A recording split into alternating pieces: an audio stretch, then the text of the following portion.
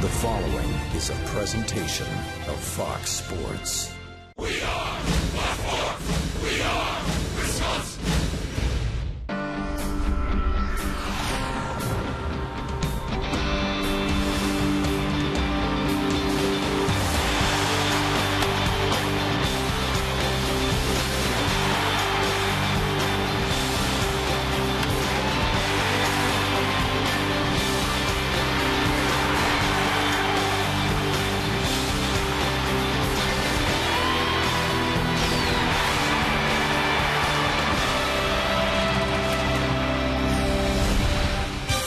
There's only two things to talk about this week: Brewer baseball and the weather.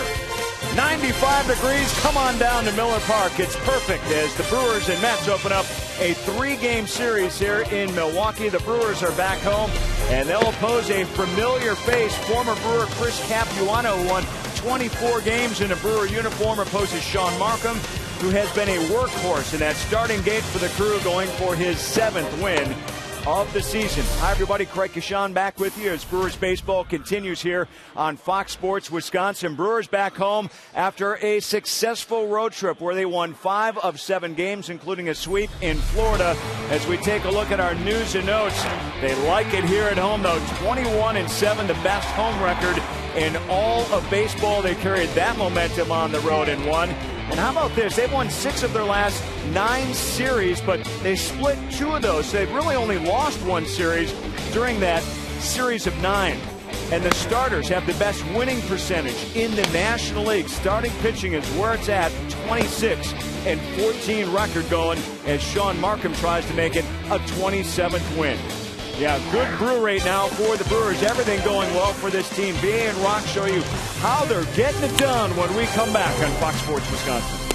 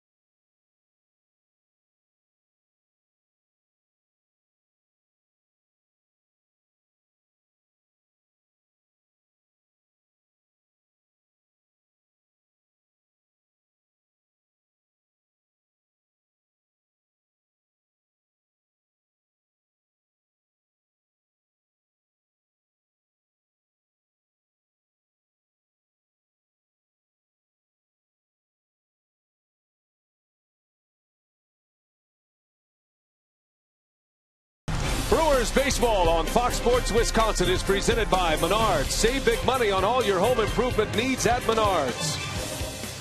By Triple Hops Brewed Miller Lite. Taste greatness.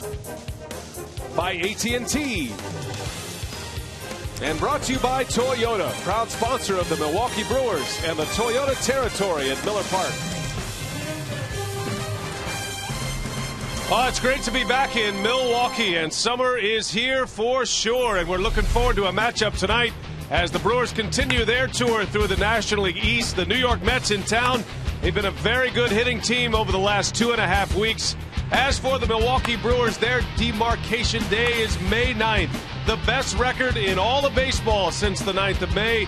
They have won 20 of their last 26 ball games. And hi, everybody. We welcome you from Miller Park. Great to be home. It's Brian Anderson along with Bill Schroeder. And the Mets in town tonight. It starts a 3-game series, Rock. The Brewers coming off a very successful road trip.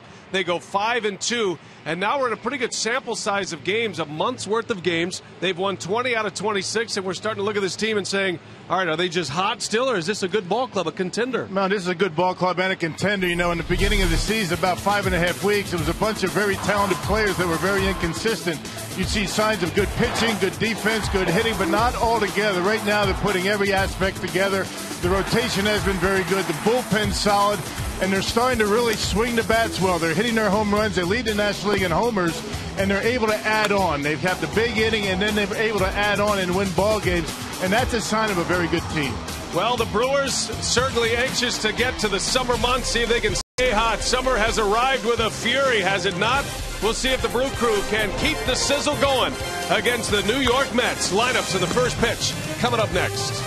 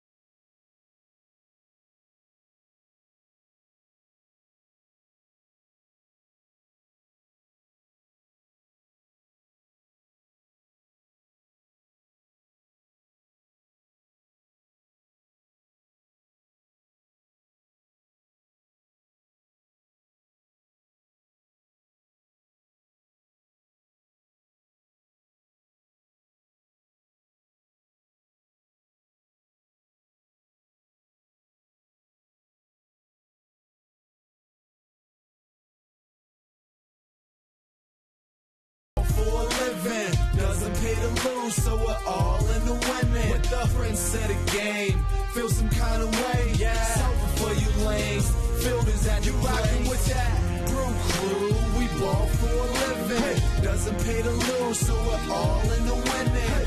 Prince of the game, feel some kind of way. Hey. Sober for you lanes, fielders at the plate. Hey. Let's go Brewers, let's go.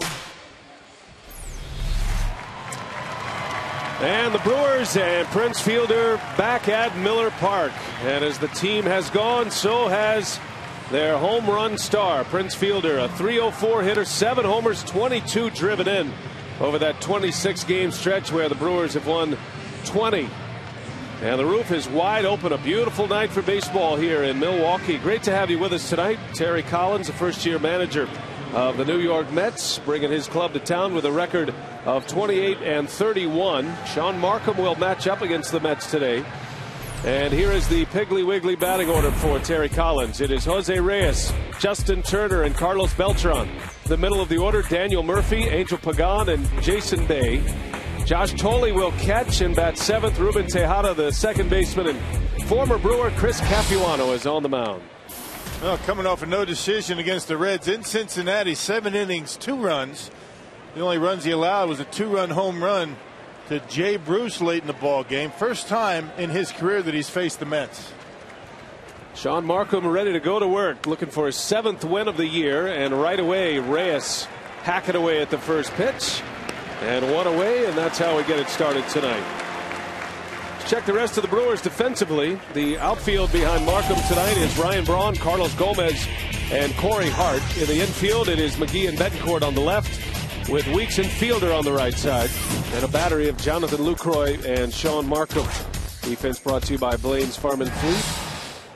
Carlos Gomez getting the start. He did not start one game in the Marlins series. 4 consecutive right-handers on the mound, so Gomez finally back out there, and Corey Hart returns after a day off yesterday as well. What a road trip it was. The Brewers finish with a sweep of the Marlins, a 4-game sweep, and they go 5-2 on the road trip. And the Brewers open the day a game and a half back of the St. Louis Cardinals in the National League Central. When they left on the road trip, they were 2.5 back, and they return home a game and a half back. As you see our 4-man umpiring crew, it's the crew chief Gary Darling calling the balls and strikes. Number of 1-run victories for the Brewers in that series against the Florida Marlins. Actually had 4 1-run games in a row. The Brewers have played 23 1-run games this year. They're 13-10, so that's another sign of a good team, winning close games. Justin Turner, one of the many new faces on this Mets ball club. They have some names you might recognize and a lot of names you might not. A lot of these names started the year in AAA Buffalo. They were calling the Mets the Bisons at one point. They had 8 of their 25 players on their roster who started the year in AAA Buffalo. They've had to go to their minor league system to try to support a club that is struggling right now in the big picture. They are swinging the bats well. Pitching, as Rock mentioned, has been at the heart of their problems. And particularly the bullpen. You know, middle relief has been a big problem for Terry Collins and the Mets, and it's been that way just about all season long. So the job for the Brewers in this 3-game series is get to the starters early. I think everybody's anxious to see how Chris Capuano will fare against his former club. As Turner breaks his bat. 1-2 the count on Justin Turner.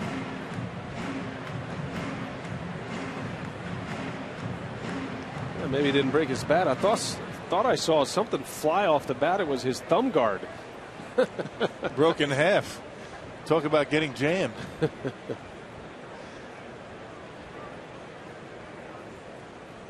Here's the 1-2 from Markham, and a swing and a foul back. Now Markham at 6-2. He is among the league leaders in earned run average to start play today. Markham's ERA at 2.78. He has been as advertised this year for the Milwaukee Brewers. Coming over to the crew in a trade with the Toronto Blue Jays. Markham begins the day 6th in the league in earned run average. Josh Johnson is the league leader. He's on the disabled list right now for the Marlins, but he leads the league with a 1.64 ERA.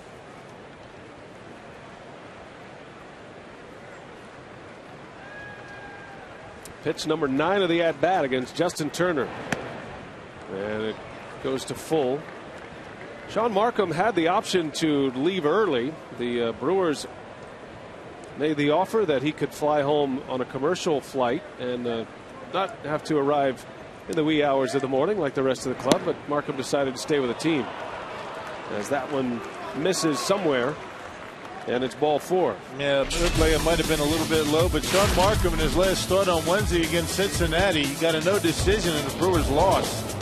A couple of home runs bit the Brewers in that particular game. No walks, 7 strikeouts. He only allowed 2 runs on 5 hits. You know, Markham has been very good this year, eating up 77 2/3 innings.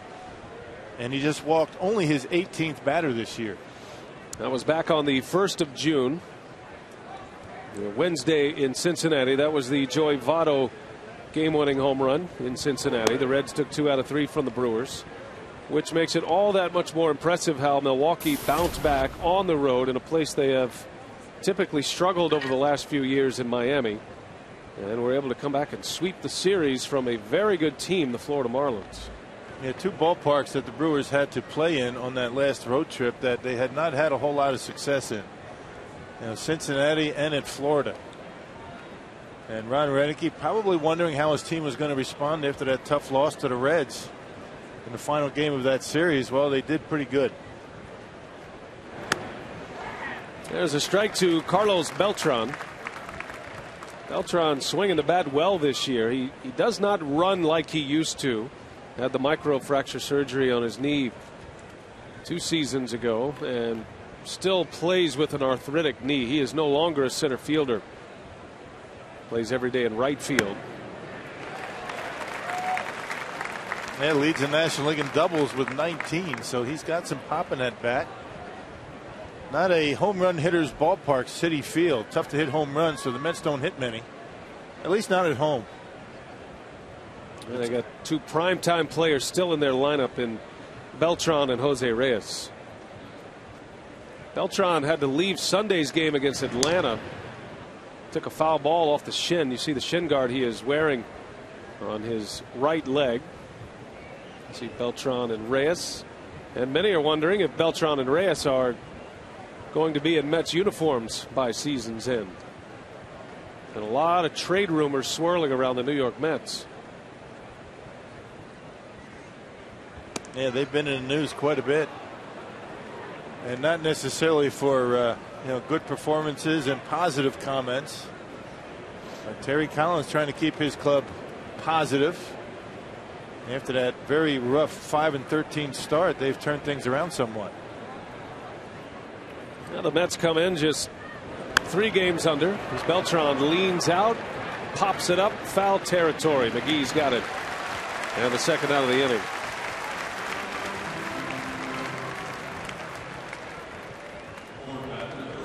Markham, a master of changing speeds, different locations. There's that changeup at 75 miles an hour. Talk about taking something off the changeup, and Markham does that pretty well. Usually changeup's about 80 to 82 miles an hour, and that was especially slow. He has changeups off his changeups. 2 outs for Markham, and it's Daniel Murphy now.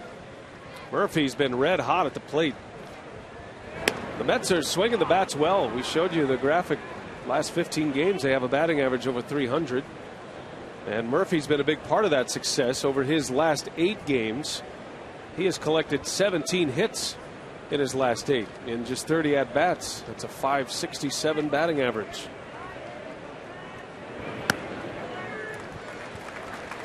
A ton of left-handed hitters that Markham is going to have to face tonight. 2 lefties, not including Capuano, and 3 switch hitters.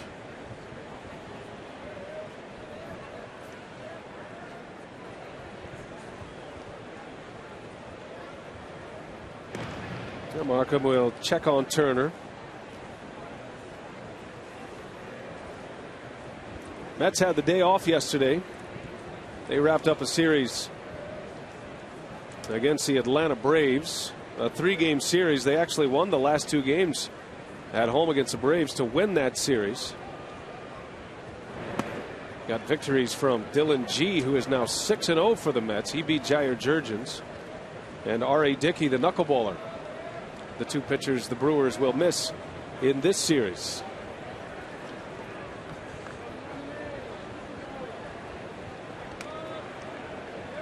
Two balls and a strike on Daniel Murphy. Just underway from Miller Park. Markham trying to get through the first.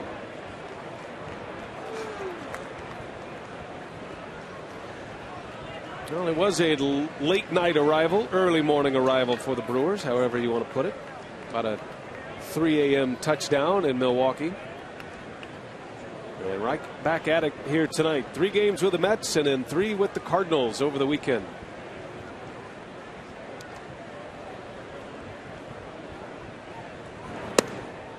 That is ball 4. So the normally sure command of Sean Markham. He has issued 2 walks in this first inning. Well, he's got to be fine on the corners and keep the baseball down. He's not a pitcher that's going to give in a whole lot. He gets behind an account. He's still going to try and shoot the corners.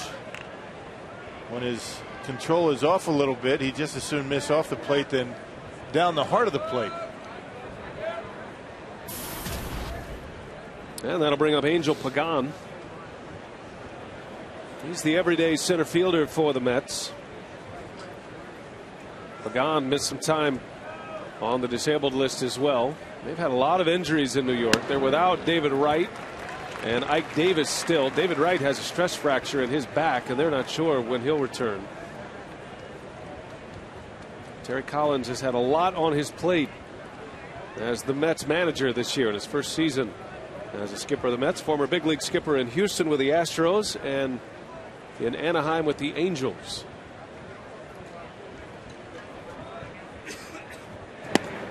There's a strike, 0-2 the count on Pagan.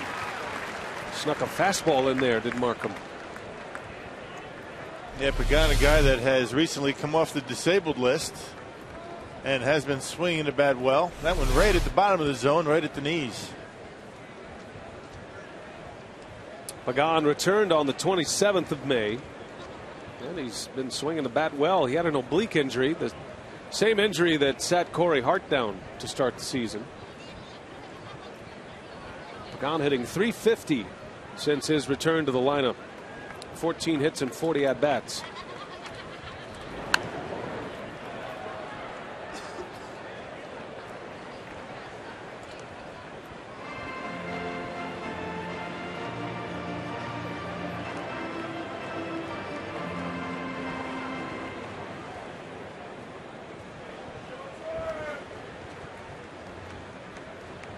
No balls, 2 strikes on Pagan. 2 walks in the inning for Sean Markham. And having to make some high anxiety pitches here early in this game against the Mets as Pagan fights foul. I think Sean Markham just wanted to stay in his routine. He doesn't. A lot of players don't like separating from the team. Now Markham did take the option to fly home on his own when the Brewers were in San Diego, but that was a bit of a different story. That was a 6 a.m. arrival. Right. Well, and really, if everything went well with the flight yesterday, the Brewers probably would have landed about 1:30, which is no big deal. They had all day to sleep. The Brewers did not take batting practice today. The 0-2 again. Pagan takes it inside for a ball.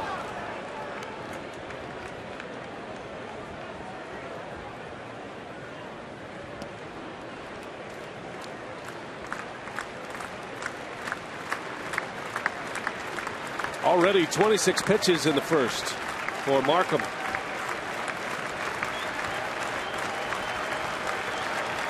Two on, 2 out. And a long look from Markham. Finally, Pagan calls time. Not sure Sean was convinced as to the pitch that he and Jonathan had agreed upon. A lot of times, instead of just stepping off and getting the sign, he'll hold the ball a little bit. Markham matching up against the New York Mets for the first time in his career. A changeup, a beauty. Shallow center field. Gomez wants it, and Markham is out of a first inning jam. The Mets strand a pair. We head to the bottom of the first.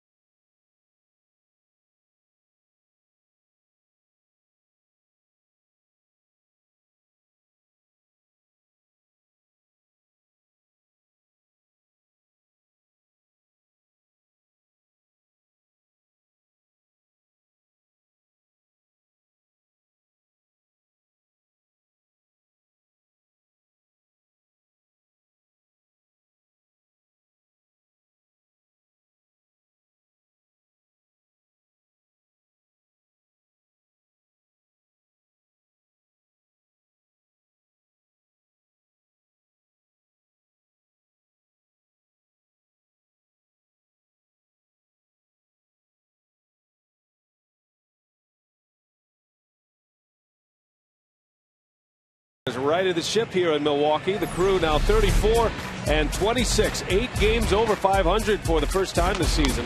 Renick's lineup has Weeks, Hart, and Braun at the top, Fielder, McGee, and Betancourt in the middle. Lucroy, Gomez, and Markham rounded out. That batting order brought to you by Piggly Wiggly. And a familiar face on the mound for the New York Mets tonight. It is Chris Capuano. Now, finally, we were able to resurface with the Brewers last year after missing just about all of 08 and 09. Now, Capuano, an 18-game winner in 2005 with the Brewers. You can see his numbers this year. Capuano, a pretty good hitter, and he's got a very good move to first base. Let's check the Mets defense behind Capuano. Jason Bay in left, Angel Pagan and Carlos Beltran join him in the outfield. The infield is Justin Turner, Jose Reyes, Ruben Tejada, and Daniel Murphy. And Josh Tolle does the catching. Well, Capuano always brings that plus changeup to the ballpark, so it is a matchup of changeup pitchers here tonight. You'll see a couple of good ones in this game. Ricky Weeks ready to lead off. Comes in with a .288 batting average. Ricky has hit 11 homers, 26 runs batted in, and an on-base percentage to start play today at .362. Ricky Weeks was on base 3 times yesterday. Had a double and 2 walks, and he scored twice. Had a couple of hits on Sunday, including his 11th home run of the season. Had a 3 RBI game on Sunday, so he gives you a little bit of run producer. He gives you some power, gives you a lot of speed, and he is a do-everything leadoff hitter. And just very consistent with that on-base percentage. Now up over .360, which is very good these days. They had a good series against Florida. And a lot of the Brewers, were swinging the bats pretty well. I think Dale Swain very pleased about the offensive approach, the timely hitting with runners in scoring position, and able to tack on to a lead yesterday on a day when the Brewers desperately needed a good start. They got one from Greinke, and when they needed some offense, they scored 7 runs on 10 hits. Yeah, those add-on runs, proved to be very important in that 4-game series against Florida. Zach Greinke won his 5th game yesterday. He's 5-1 now. He's made just 7 starts for the Brewers. Came up huge yesterday. The bullpen pretty much depleted. There's that changeup, and down goes Ricky Weeks, and 1 away here in the first. Our scouting report on Chris Capuano comes from the hitting coach Dale Swain. Oh, Cappy's, he's going to compete with anybody that goes on the mound. He's going to flip ground balls back to him. He's going to be a hockey goalie out there. He's going to do whatever it takes to try to get through a game. He's obviously, he's got his arm back now where he's getting it to, 90 miles an hour. He's just going to be a guy you got to be patient with. He's going to throw his fastball, change-up, slider. He's going to throw his change-up anytime. There's no fastball counts with him. You just got to get him up in the zone. He's going to tantalize you to swing down in the zone and get ground balls. Yep, ball, slider, and changeup. And the changeup looks a lot like the slider. He does cut it. It looks like a slider, but he takes a lot off of it. And pretty good numbers for Capuano in his career. Has spent his entire career in the National League. Arizona, Milwaukee, and now New York. Well, he is a great success story. If you don't know his story, if you haven't been following the Brewers the last few years, he has come back from not 1 but 2 Tommy John surgeries, the ligament replacement surgery. Most felt that he was done after the second one. That was while he was a member of the Brewers, and he did not have an organization to rehab with. The Brewers had him under contract, and they offered the opportunity for him to rehab his second surgery in that elbow, and he put in the hard work as Hart lines one to right, and that's down, a base hit. Beltran, there was a day when he would have gobbled that up no problem, but as we mentioned, he is not running well, and that one falls in front, a base hit for Corey Hart. Well, he did do a good job knocking it down. If that ball gets by him and goes down in that corner, Corey Hart's probably going to end up at third base. And a slice job down the right field line. As you mentioned, Beltran playing a bit deeper than he ordinarily would. Going in on baseball is much easier. And because he's not as mobile, he's no longer in center field. Not as much ground to cover and right. See the spray chart for Corey Hart, spreading it around well. He's actually gone to left field a lot more this year than he has in the past, probably by virtue of the way pitchers are working Corey Hart.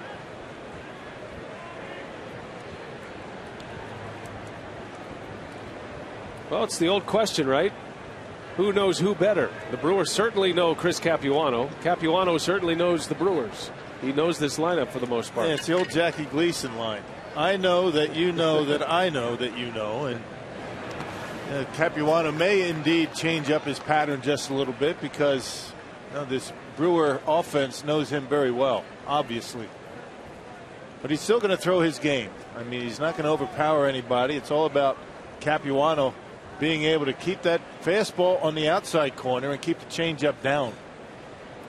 Gets in trouble and gives up home runs. He's given up 9 of them when he gets a little bit too much of the plate with that slider and the changeup. Well, Capuano was an all-star as a Brewer. His only all-star year was 06, coming off his 18-win year. 2005, 18 and 12, and led the major leagues in games started that year for the Milwaukee Brewers. And one of the largest ovations we heard last season was when Chris Capuano finally returned to the mound, when he returned to the big leagues for the Milwaukee Brewers after that long rehab coming back from the second surgery. Made his first appearance after the second Tommy John just about a year ago to date. That was on June 3rd, and he did it against the Florida Marlins in Miami. Braun rips one. Reyes knocks it down. They get the out at second. Tejada bobbles the throw. They might have had a chance at a double play. That ball was roasted off the bat of Braun. Boy, how about Jose Reyes? Is that guy something else or what? He is a lot of fun to watch. I thought that ball was in center field. Reyes able to knock it down, but Tejada not able to make the turn. Now the Mets are dead last in turning double plays in the National League. They've turned only 37. And what a play by Reyes to get the lead out. And had Tejada been able to get that handle, might have been a double play. Well, he is an opposing player, but he is a joy to watch. This guy is something else, Jose Reyes. He's one of the best in the game. Not many shortstops even have a chance at a play like that. He can beat you a lot of ways, and according to the folks with this Mets ball club, healthy for the first time in 3 years, and he's playing like it. He's had a lot of trouble with his legs, a terrible hamstring injury. You check the numbers on Fielder coming in. Prince with 14 home runs. He is the National League leader in runs batted in to start play today. 49 driven in for Fielder. Had a big home run yesterday. Fielder hit a 3-run shot in the 3rd inning, and it gave the Brewers the lead. It was a lead that they would not relinquish yesterday. All 3 of his home runs on the last road trip came in the Florida Marlins series. Drove in 7 runs across the 7 games. And yesterday, Fielder with 4 of the 7 RBIs. A no doubter yesterday. In a 1-1 game, Fielder just launched one into the orange seats. Well, later in the ball game, he would drive in a run with a base hit. One of those tack-on runs that the Brewers were able to get yesterday. Or I should say last night. I forget what day it was. What was it, Monday? Right? Wraparound like series? Mm-hmm. Monday night.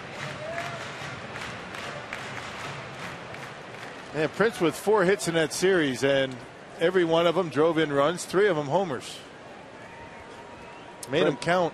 2 for 3 yesterday with a walk, on base 3 times. Here's the 2-2, and Fielder off the end of the bat. Tejada will make the play, and the inning is over. The Brewers get a hit. Chris Capuano a scoreless first.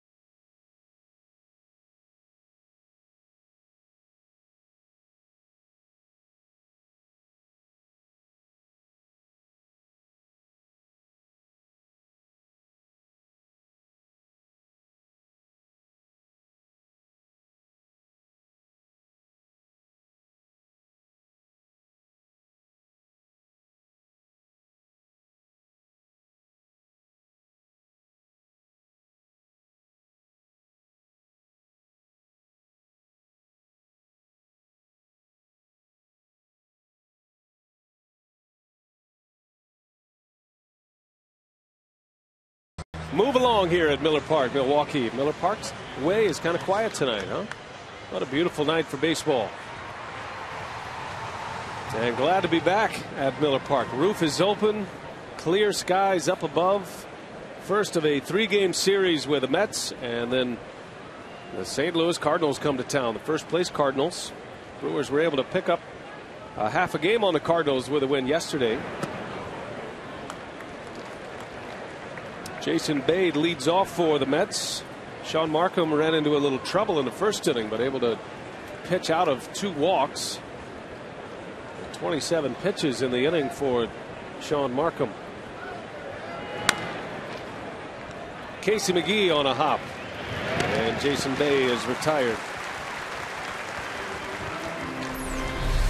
Sean Markham has certainly been everything that the Brewers had figured they were getting in that trade in the offseason, and probably a little bit more. The number is outstanding. His last 7 starts, a .209 opponent batting average for the season. In 12 starts, a .216 batting average against. He's allowed only 7 home runs and 62 hits in 77 2/3 innings before tonight's start. He's been terrific.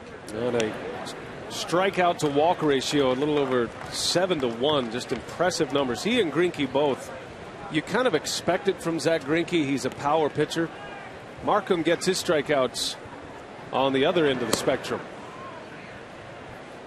He is below bat speed. That great changeup of his.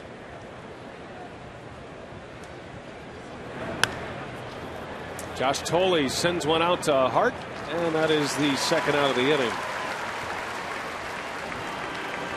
No, 6+ innings, 2 runs or less, and Sean Markham on that list. Only Roy Halladay, Aaron Harang, and Kyle Loesch with more. Markham can join that group tonight. Giovanni Gallardo on that list now as well. It's an impressive turnaround for Gallardo. Aaron Harang, a bit of a surprise, right? Yeah, good rebound season for Aaron Harang, the former Cincinnati Red. Most thought his career was pretty much done. Not the case. What's impressive about Markham, as you look at his career numbers, he has done it primarily in hitter-friendly ballparks. As a member of the Blue Jays at the Rogers Center, and of course here in Milwaukee at Miller Park. 2 outs for Ruben Tejada. A shortstop by trade, but with Reyes back playing every day at short for the Mets, he is at second base. Gifted young infielder Tejada. Yep, one of 5 different second basemen that the Mets have used this year. And one of the reasons why the Mets haven't turned too many double plays, they've used a couple of guys that have never played over there before.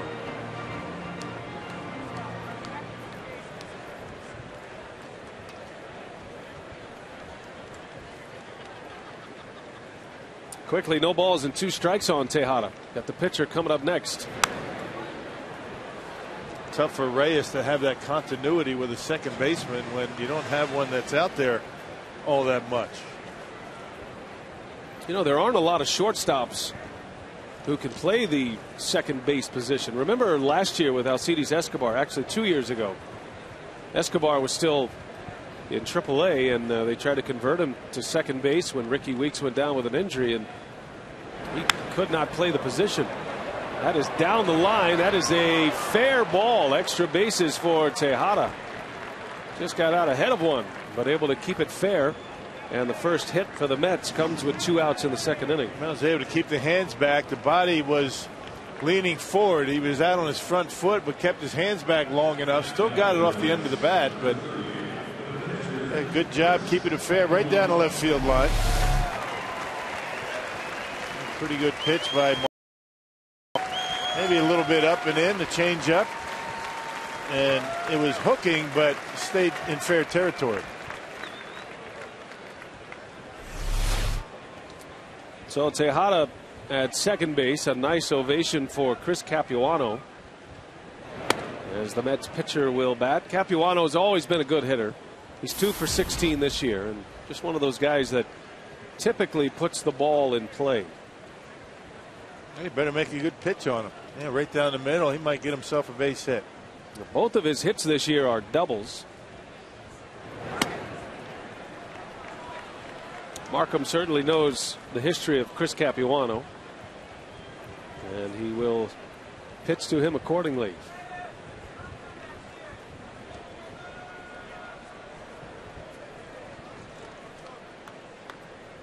Ruben Tejada coming up with a double on a 2-strike pitch. Capuano fouls it back. 2-1 the count.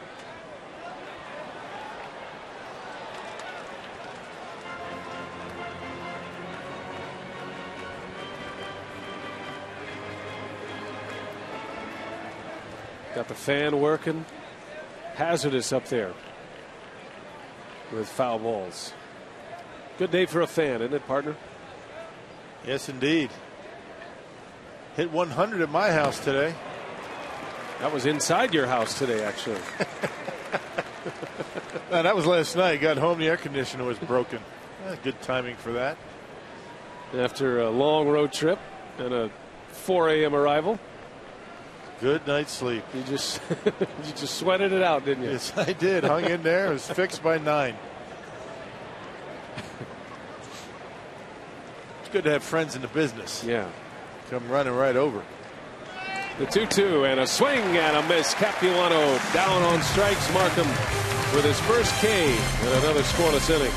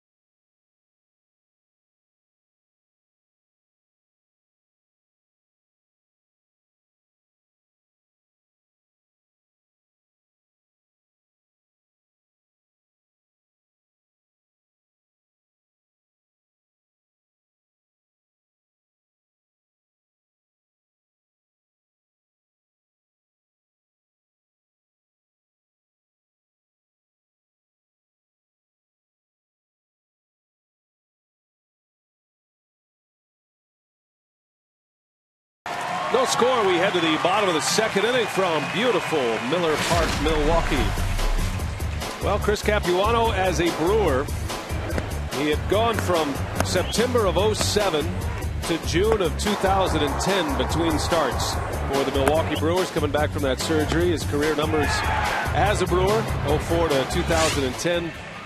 And we had a chance to visit with Dale Swaim about Capuano and the advantages and disadvantages of facing his former team. I think it's an advantage whenever you're playing behind a guy, especially the middle infielders, center fielders. You see a lot what he's trying to do, and obviously when you're at first base, you know what kind of move he has. You're not getting caught off guard there, so it's always an advantage when you play with a guy. On the other hand, sometimes it's a little difficult to walk up there, especially some of the guys that have been around him a long time, Prince and Ricky and Corey, that. They're good friends with him because he's a great, Cap's a great guy and everybody loved him because he competed so well and you ain't gonna outwork him. And the other thing is Capuano knows the Brewer hitters as well as the Brewers hitters knows him. We talked about that already. Came over in an off-season trade in 2003, 5 for 2 basically. Richie Sexton trade, going to Arizona. It was Capuano, Lyle Overbay, Junior Spivey, Craig Counsell, Chad Moeller, and Jorge De La Rosa. That's a big deal right there. That's a lot of guys for basically Richie Sexton and a pitcher. Casey McGee flies to right. And out number 1 for Capuano here in the second inning. Remember Shane Nance? I do remember Shane Nance. Left-hander for the Brewers. He was in that deal. Richie Sexton and a player to be named later who ended up being Nucci Varner. That name doesn't ring a bell. There you go. Nucci Varner. Capuano, parts of 5 seasons with the Brewers. When it was all said and done last year, when he was finally promoted to the big leagues, he ended up with an ERA under 4. He had an earned run average of 3.95.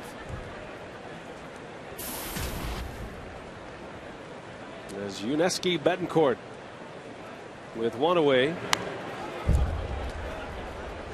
That was actually a 7 for 2. 7 guys. I miscounted. Well, the player to be named later, though. For 3. Yeah. I thought technically you were right on it. Actually, I was wrong again. 6. Hey, it was a late night last night. They said there would be no math. I counted Chad Muller twice. I apologize. We'll let you know if we need you, Rock. Oh, boy. Yeah, the 2-1. Betancourt in on the hands a little bit. And it's Pagan for out number 2. Well, Jonathan Lucroy on his way to the plate, and a big day for the Lucroy family. For more on that, we check in with Mark Concannon. How you doing, Mark? Doing great, B.A. Luke became good friends with Chris Capuano last season. Their wives are close, too. In fact, they're sitting together in the stands tonight. Luke says there could be a few awkward moments. The ladies have decidedly different rooting interests. And also today, the Brewers selected Jonathan's younger brother, David Lucroy. He is a right-handed pitcher from Umatilla High School in Florida. He is committed to play college ball at East Carolina. He was picked in the 29th round in the amateur draft today. So the Brewers, a little family affair today. Yeah, how about that? And I'm not sure what the young Lucroy's plans are, David's plans, whether he's going to sign or go to college. But that's got to be a great feeling for big brother to have the organization reach out and think enough of his younger brother to make him a draft pick, a 29th rounder. Yeah, pitcher and catcher in the family. We're going to talk a lot about the draft today. Bruce Side will join us in the 6th inning as Lucroy sends one down the line. That's going to drop and go to the wall as Lucroy racing to second base with a double. And the second hit for Milwaukee. It's a 2-out double for Jonathan Lucroy. Well, Sarah Lucroy has one up on Mrs. Capuano, at least in the early going here tonight. There's that changeup that we talk about with Capuano. When he gets too much of the plate with it, it can be trouble for him, and he left that one right down the middle. He's had a big year with the slugging percentage. And Jonathan Lucroy safe at second, safe and secure, New York Life. Well, a double puts a Brewer into scoring position with 2 away. And it's Carlos Gomez. It has been a while for Carlos Gomez. He has been the odd man out. The Marlins sent up 4 right-handed starters, which meant Nyjer Morgan started all 4 games of that Marlins series. Morgan also started the final game in Cincinnati. Gomez has not played outside of a pinch running appearance since May 31st in Cincinnati. Yeah, playing time has been sparse for Gomez, with Nyjer Morgan coming off the disabled list and playing very well. It has been 8 days since Gomez last started a game. And in that game, he hit a home run. That was in a Reds 7-3 win over the Brewers back on Memorial Day last Monday. And through it all, you could say without question, Gomez has continued his fun-loving self. You know, he's been very energetic. He's been the biggest cheerleader on that bench, which is what you love to see. I think Ron Renicky was impressed that Gomez understanding the situation here with the string of right-handed pitchers. Yeah. He started his career as a New York Met. Bouncing ball to Reyes. And Gomez is retired. 2 scoreless in the books for both pitchers. We go to the 3rd.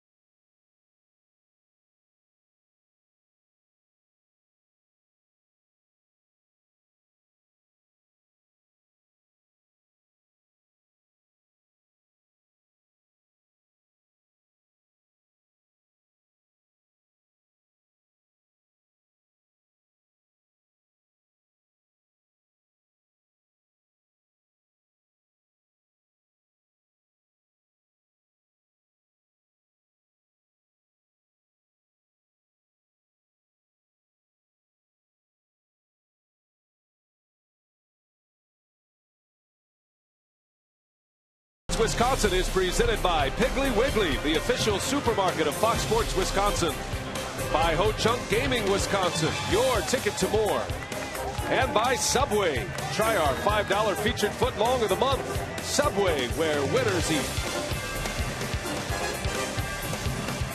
No score as we head to the 3rd inning, and the starting pitching has been the name of the game for Milwaukee. The last 20 games, the starters have picked up 10 wins, and look at the earned run average, 3.37. And Rock, when you have starters that are succeeding, going deep into ball games, that usually means you're going to have a bullpen that is succeeding, which means you're going to have a pitching staff that is succeeding. And since the early part of May, the Brewer relief corps has been very good. A 170 earned run average, has allowed only 13 earned runs in 69 innings, and that's because the starting rotation has been able to eat up innings and keep those guys strong.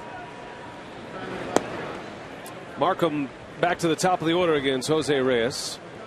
See the starting pitchers for the Brewers, the best winning percentage in the National League right now. 26 wins, 14 losses, led by Gallardo's 8 victories, which is tied for the National League high.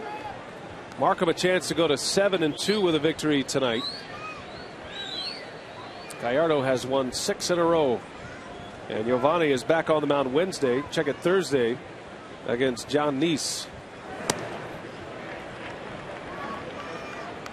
Markham tonight, Randy Wolf tomorrow, Giovanni Gallardo Thursday.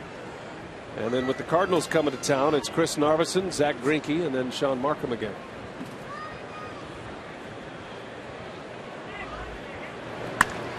Hit pretty well. Deep left center. Gomez a long way to go, but he runs it down. And Jose Reyes is retired.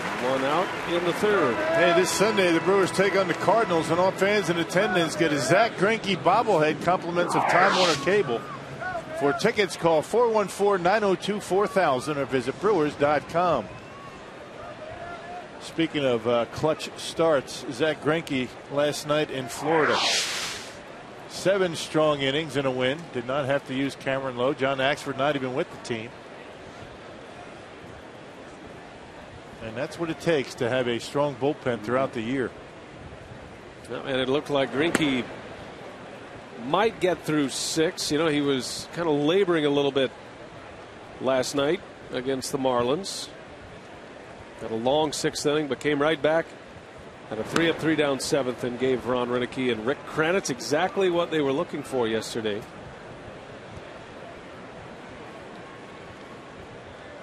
A 7-2 win for the Brewers to wrap up the sweep against the Florida Marlins in a game that you don't want to say was on cruise control, but because of the add-on runs and the performance of Zach Greinke, It was a game that was less stressful than the ones before it. The Brewers had played 4 consecutive one-run games, losing 1, winning 3 in a row until yesterday.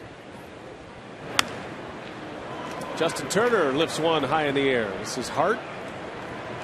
And the second out. The fly ball outs are coming against Sean Markham. Hey, we invite you to click on the Fan Zone tab on the FoxSportsWisconsin.com homepage. You can win prizes like team merchandise, game tickets, unique fan experiences, tech toys, and a whole lot more. And if you're not a member, join now. It's fast and free. All at the Fan Zone tab, FoxSportsWisconsin.com. 2 quick outs. Here is Carlos Beltran.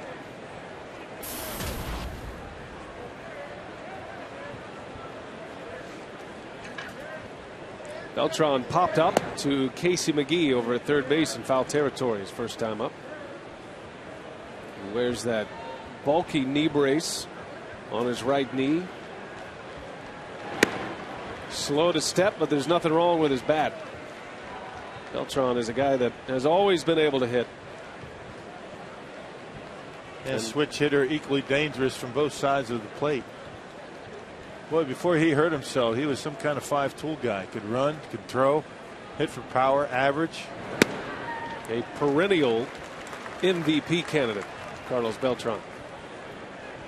It's awfully difficult, though, in the ballpark that the Mets play their home games to, put up huge offensive numbers. That is a big-time pitcher's ballpark.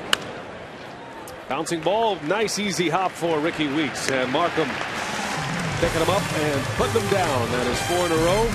Markham with a 3 up, 3 down third.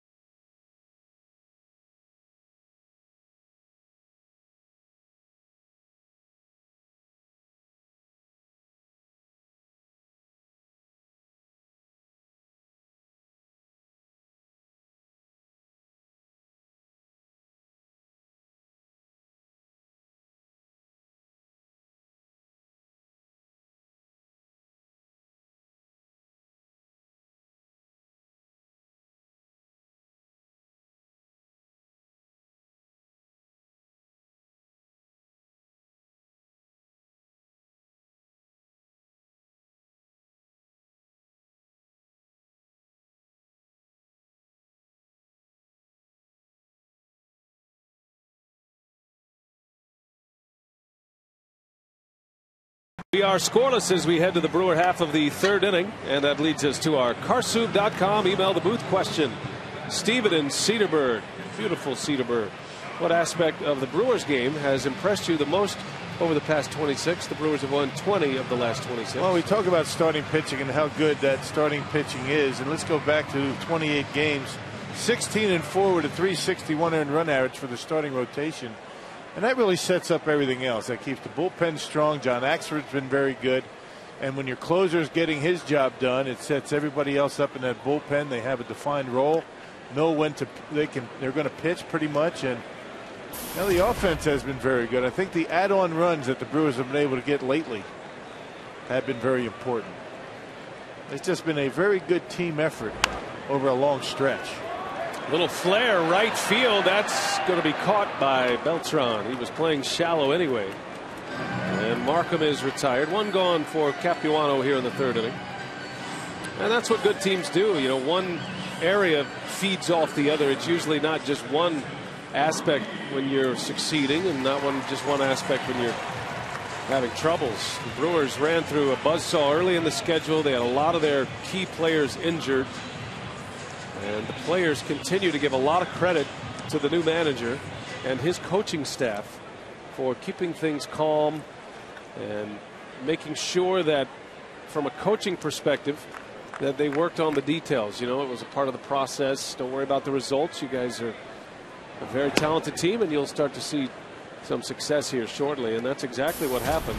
It's one thing to say that, and that's a philosophy every coach or manager has, but to actually execute it and be calm is a different part of the game. And especially when you've never managed at the big league level before. The tendency is you panic a little bit. You want to get off to a good start.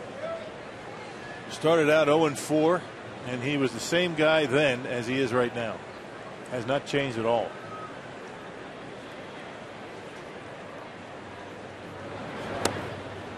Weeks takes a strike, of ball and 2 strikes on Ricky. Weeks got some good news last night. His younger brother Jamal promoted to the big leagues. Jamal going to the big leagues for the first time with the Oakland Athletics. He was playing in AAA Sacramento. So there are now 2 Weeks in the big leagues playing second base, one in Oakland and one here in Milwaukee. Had a chance to talk to Ricky's sister on the road trip. She was a track star in high school and college, now a track coach. Some kind of athletes in that family.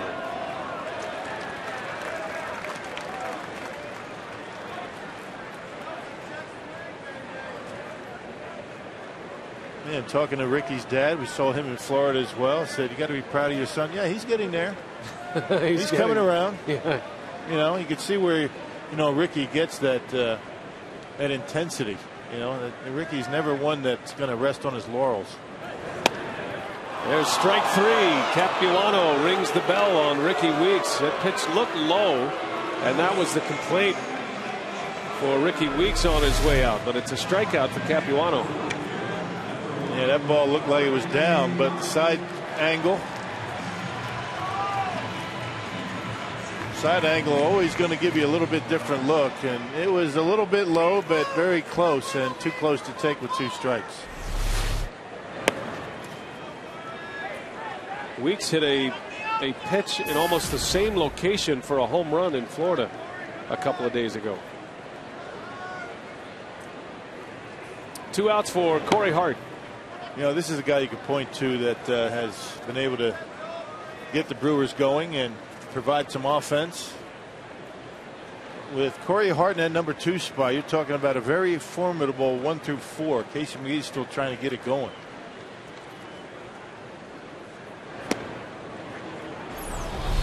Let me check some of the recent numbers for Corey Hart. Over his last 10 games, he's hitting at a .368 clip, has 5 homers, 13 driven in those 10 games. And of course, had that 3 home run game here at Miller Park. Big part of the offense, he and McGee, as they go, the Brewers will go. You figure Braun and Fielder will get theirs. And Braun and Fielder are off to great starts on the season. Yeah, the pieces of bread in the Braun and Fielder sandwich, right? The guy in front of him and the guy behind him, very important.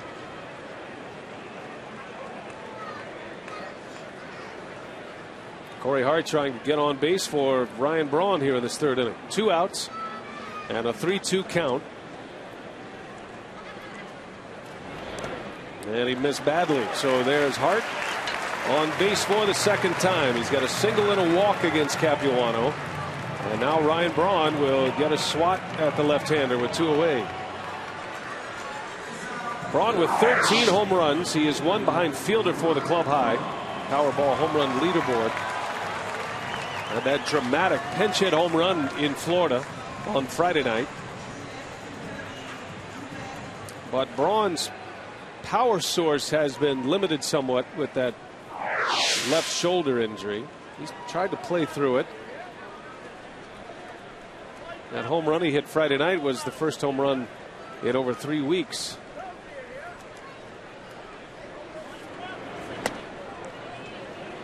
Braun has been taking a little bit different approach, trying to limit the wear and tear on that left shoulder. by not taking batting practice lately. Should have taken his swings. The day he hit the pinch hit home run, he didn't take one swing all day. No swings off the tee, no soft toss, no batting practice. He stepped up, saw one pitch or one strike, and then finally let it loose and hit a home run. And it was a no doubter.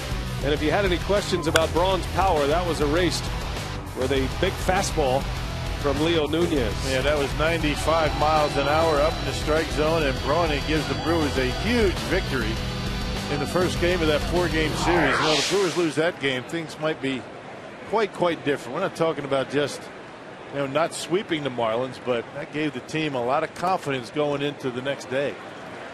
Now remember, the Brewers had lost a tough game in Cincinnati the game prior on Wednesday. The Joey Votto 2-run homer in the 8th. So there was some bad feelings going on. Marlins, the Brewers were trailing, and Braun came up with that big hit. Next thing you know, confidence rises, and the Brewers sweep Florida. There's a strike, a fastball. Confidence rises and the pressure is off. You know, you win that ball game on Friday, and you come to the ballpark on Saturday with a lot less pressure. Instead of having lost 2 in a row, you've won a game, and things are looking a lot different as you enter Saturday's game. Stands about as deep in that batter's box as you can. Can't get much deeper.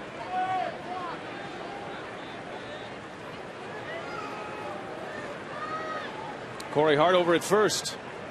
Scoreless game here in the 3rd. And Braun fouls that one off his foot.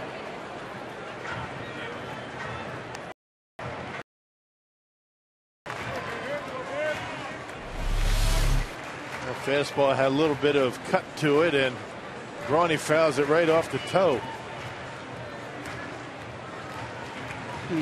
Boy, and a direct hit off the big toe. At the mark.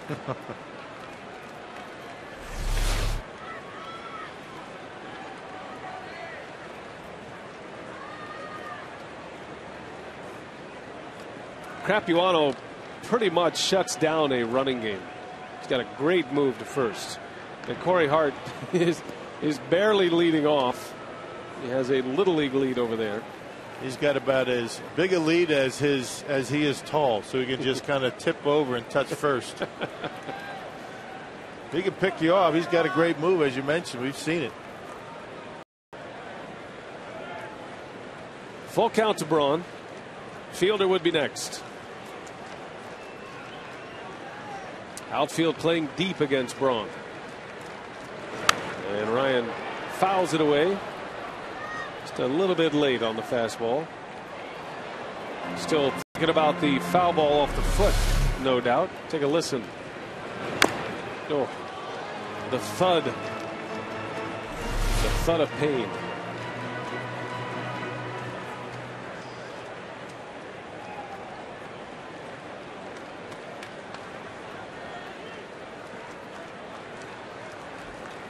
We'll do it again. Another 3-2 pitch. And Hart takes off, swing and a miss. Braun strikes out Capuano with 3 punch-outs now, and he is through 3 scoreless.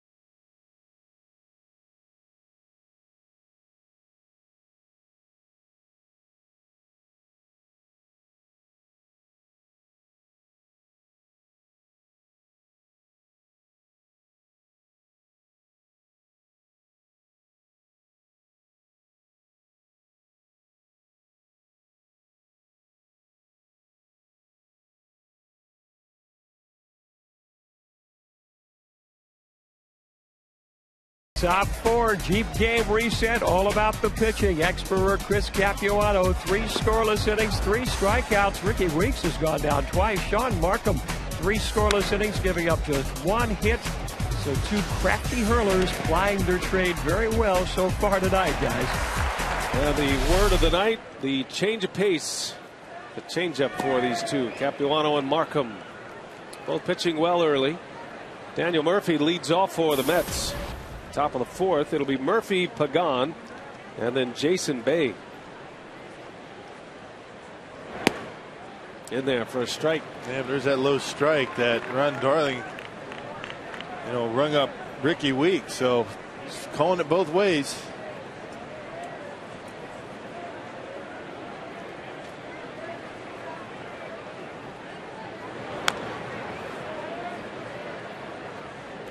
Well, the Brewers with that win last night moved to 8 games over 500 at 34-26. The first time the Brewers have been 8 games over 500 since June of 09. Chance to go to 9 games over with a victory here tonight. Game and a half back of the Cardinals. St. Louis is in Houston tonight. Cardinals start their road trip in the Central Division. They go to Houston, and then of course they'll be here over the weekend. Yeah, Jonathan took a beating in last night's ball game. And one right off the forehead.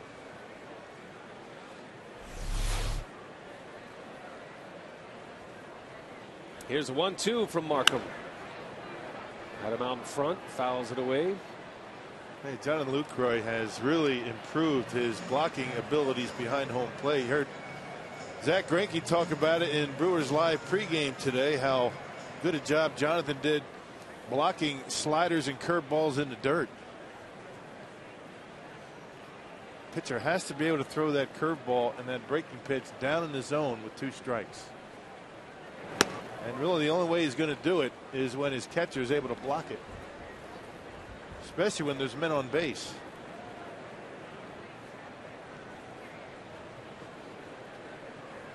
And as a catcher, you appreciate your pitcher recognizing all the blocked pitches. Broken bat, Casey McGee, and well positioned over there as McGee basically ends up in the shortstop position.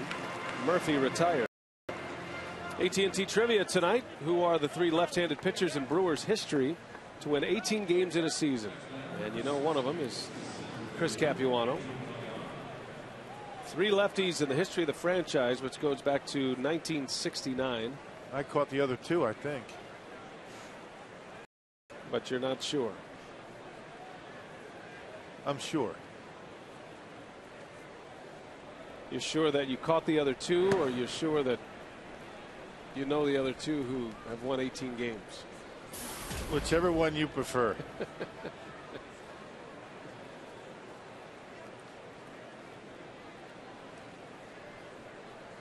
Angel Pagan. One away, right off Markham. Yeah, he has got some skills defensively. We've seen a lot of great glove work from Markham this year. 2 outs in the inning. Hey, it's an early season showdown between the top 2 teams in the National League Central this weekend at Miller Park. Come out as the Brewers take on the Cardinals. Tickets are going fast. Call 414-902-4000 or visit Brewers.com today. Friday is a Brewers $13 Fair Friday, by the way. Cerveceros Day on Saturday, Rock. That's always one of your favorites. And then Sunday, Zach Greinke bobblehead. Cardinals 11 games over. They've been impressive, and they're doing it without a lockdown closer. And Chris Carpenter at 1-5. Crazy, huh? Hey, Kyle Loach will pitch on Friday. He's 7-2 with a 241 earned run average. How about that season for Loach? Cardinals will send up Loach, Carpenter, and Jake Westbrook. You don't even bother looking at the numbers for Chris Carpenter. He's 1-5 with a 4.25, but he's one of the best. And you figure he's going to start turning things around fairly quickly, or you don't figure Carpenter to go through a season like that.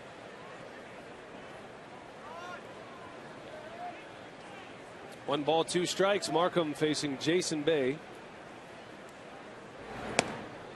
Bay is off to a terrible start this year, hitting just .260. Bay is hitless in his last 18 at bats, including his ground out in the 2nd inning. And only 10 RBIs. And that's what Jason Bay is expected to do in New York. Not so much the home runs, not so much the batting average, but those 10 RBIs. Got to do better than that. Well, had a good run at Fenway Park. He was supposed to bring that power and that offense to Citi Field, and that has not been the case as he draws the walk. Now you wonder if the ballpark has anything to do with it.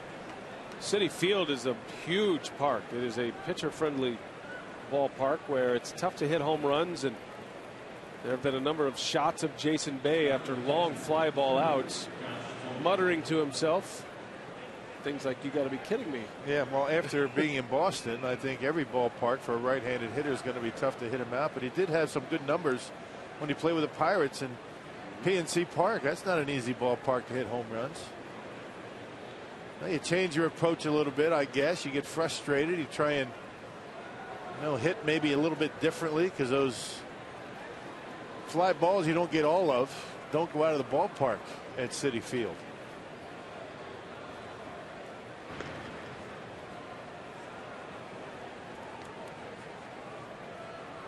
Remember the same discussion back when Petco Park opened.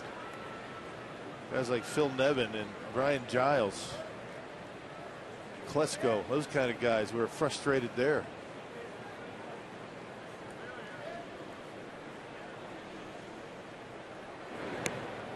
There's a curveball in there for a strike against Josh Tolley.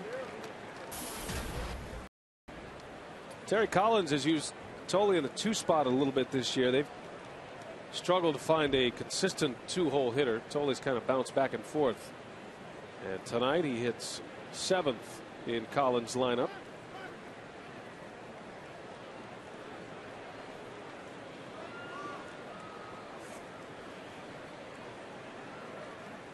Collins thought he was done managing in the major leagues. Had 2 chances. He actually went to Japan. He was with the Mets last year in a minor league instructor's capacity, so he's very familiar with some of these young Mets that they have called up from AAA Buffalo, which has probably eased the transition, especially with their position players, because they have held their own offensively in the big leagues. He's had some interesting post-game press conferences this year. It's good for a soundbite. Not quite the Ozzie Guillen, in front of the microphone after the game, but he's quite animated.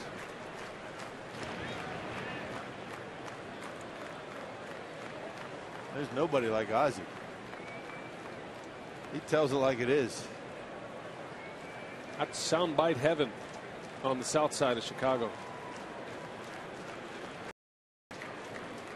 0-2 the count. Got a runner at first, and Tolley doesn't bite. 1 ball, 2 strikes on the Mets catcher, Josh Tolley.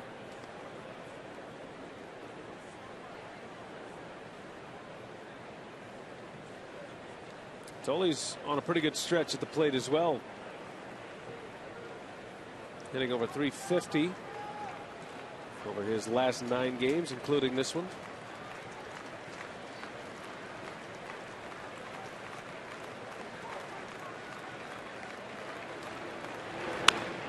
Into left field, pretty well hit. Braun ranges over. He's got it. And another scoreless inning for Sean Markham. We head to the bottom of the 4th. Prince Fielder will lead off when we come back. No score. The Mets and the Brewers.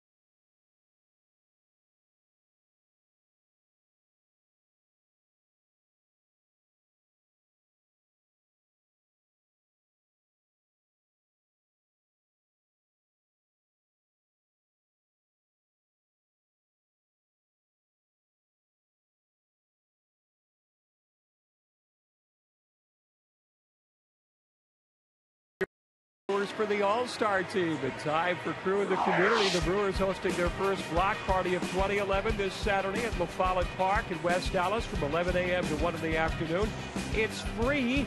Brewer players and coaches will be there, along with Bernie Brewer, the Clements famous racing sausages, raffle prizes featuring game. For more information, visit brewers.com. Speaking of parties, guys, a little party in the booth tonight. One of you celebrating a round-numbered birthday, I understand? I don't know. Don't know what you're talking about.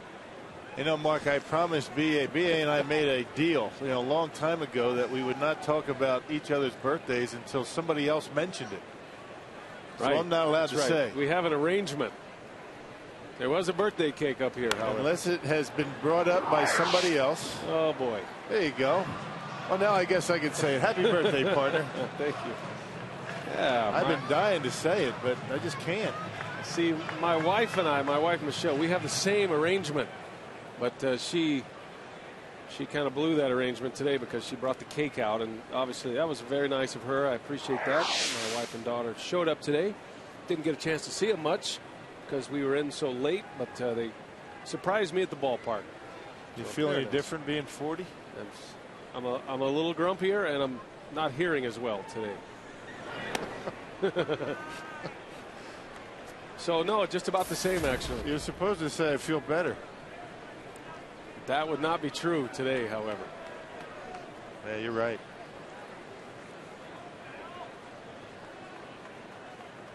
One and two on Prince Fielder, starting the fourth inning. Shatters his bat, and a nice play from Capuano. Out number one here in the fourth inning. Just obliterated that bat. AT&T trivia. Speaking of birthdays, who are the three left-handed pitchers in Brewers history to win 18 games in a season?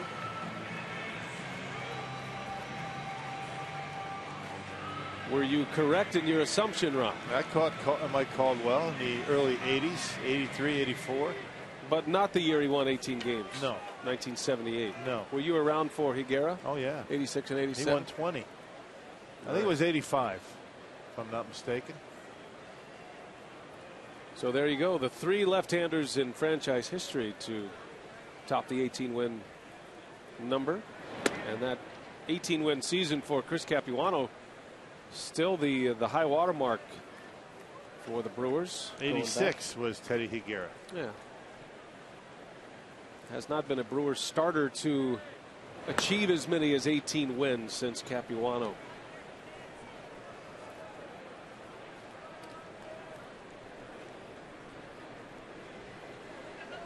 Casey McGee up there with one away.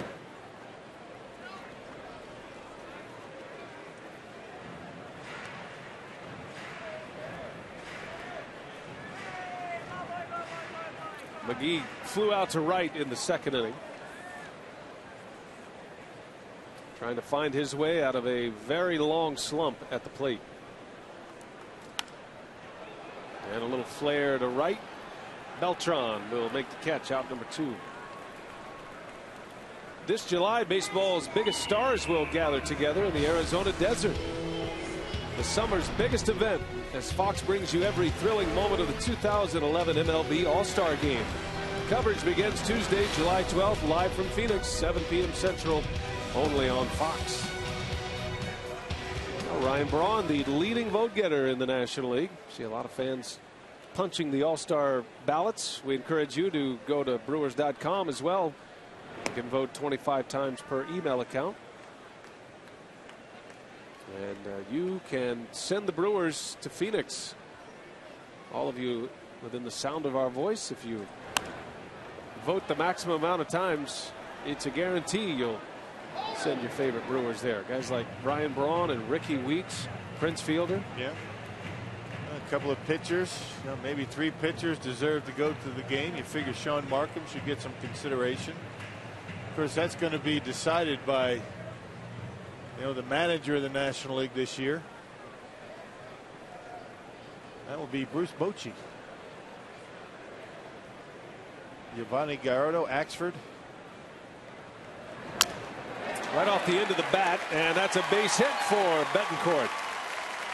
Just had enough to squirt one through the infield. And another 2-out base runner. It's interesting that the Brewers have had 2-out base runners in all 4 innings here tonight. Another broken bat for Chris Capuano. He's been wearing out some lumber for the Brewers tonight. But a base hit. You don't mind breaking the bat when you get a base hit. And it'll bring up Jonathan Lucroy, who's had the best hit ball of the night, a double down the left field line back in the second. You mentioned John Axford, and we certainly want to send out our congratulations to John Axford and his wife Nicole on the birth of their first child. They named him after me, Rock. John Brian Axford. I didn't know we were that tight. He was born at 1:52 this morning, so congratulations. All is well with son and mother. And Ron Renicky said Axford would be available to close the game. We'll see how he feels. Right. Well, he's got to feel energized, if nothing else, right? I guess he has to get used to not getting much sleep, because it's just the beginning. He will never look forward to road trips more. Yeah. Congratulations to the Axfords. Yep. John left the club yesterday as Nicole was getting close, and so the Brewers allowed him to leave the club, and it was great that he could be there for that moment. Their first child. Situation was just perfect for Axford and Ron Renicky. Axford would not have been available yesterday anyway because he had thrown 3 consecutive days, and given that situation, Ron Renicky said, go ahead, go back and be home with your family. 1 ball, 2 strikes. Lucroy at the plate. Betancourt over at first. He had a scoreless game here in the 4th. And Lucroy down the right field line, a base hit. Beltran cuts it off. Betancourt on his way to 3rd.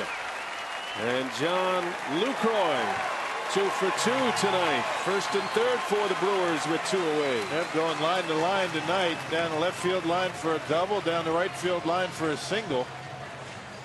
No, that's more like it, Jonathan. Jonathan using the whole field. Fastball away, doing a nice job waiting back, getting on top of it and lining it into right field for a 2-out single. And Gomez coming up once again with a man in scoring position. So 2 on, the best opportunity for Milwaukee here tonight. First time they've had multiple base runners on. Gomez hit one sharply his last time up. He hit it right at Jose Reyes for the final out of the inning.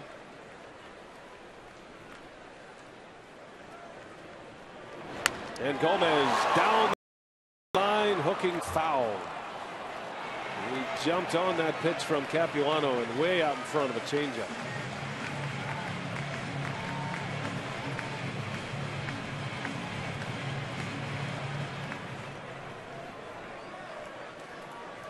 Gomez was promoted to the big leagues for the first time as a Met back in '07 at the ripe age of 21 years. And then Gomez was the key piece in the Johan Santana trade.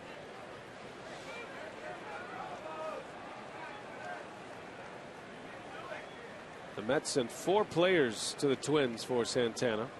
He was still out with the elbow injury, as that one is hit in the air right field. Long run, Beltran, but he'll run it down. The inning is over, and the Brewers, well pitched game so far, still scoreless.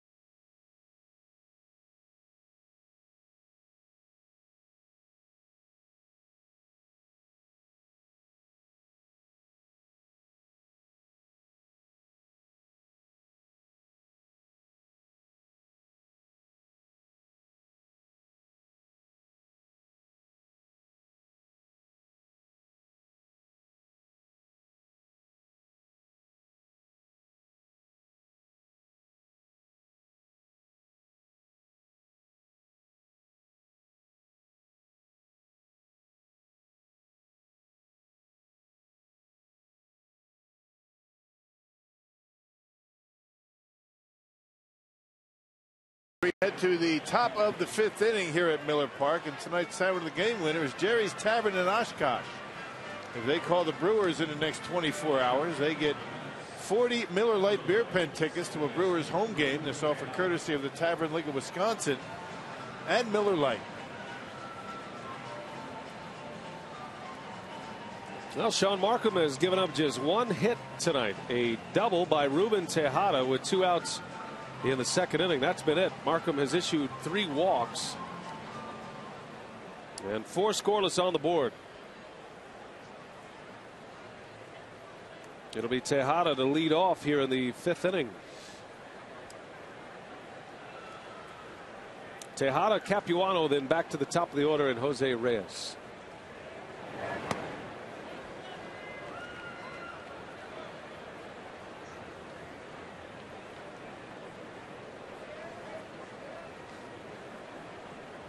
Tejada hitting over 300 as a Met this year, a 304 average coming in.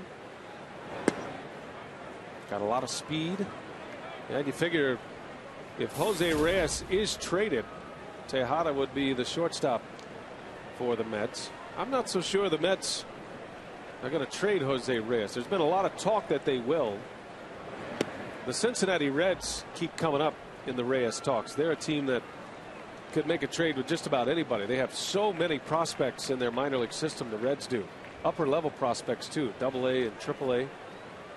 Their finances are an issue for the Mets right now. Some good sized payroll. You talk about trading away the face of your franchise. That would be a tough sell to those Mets fans.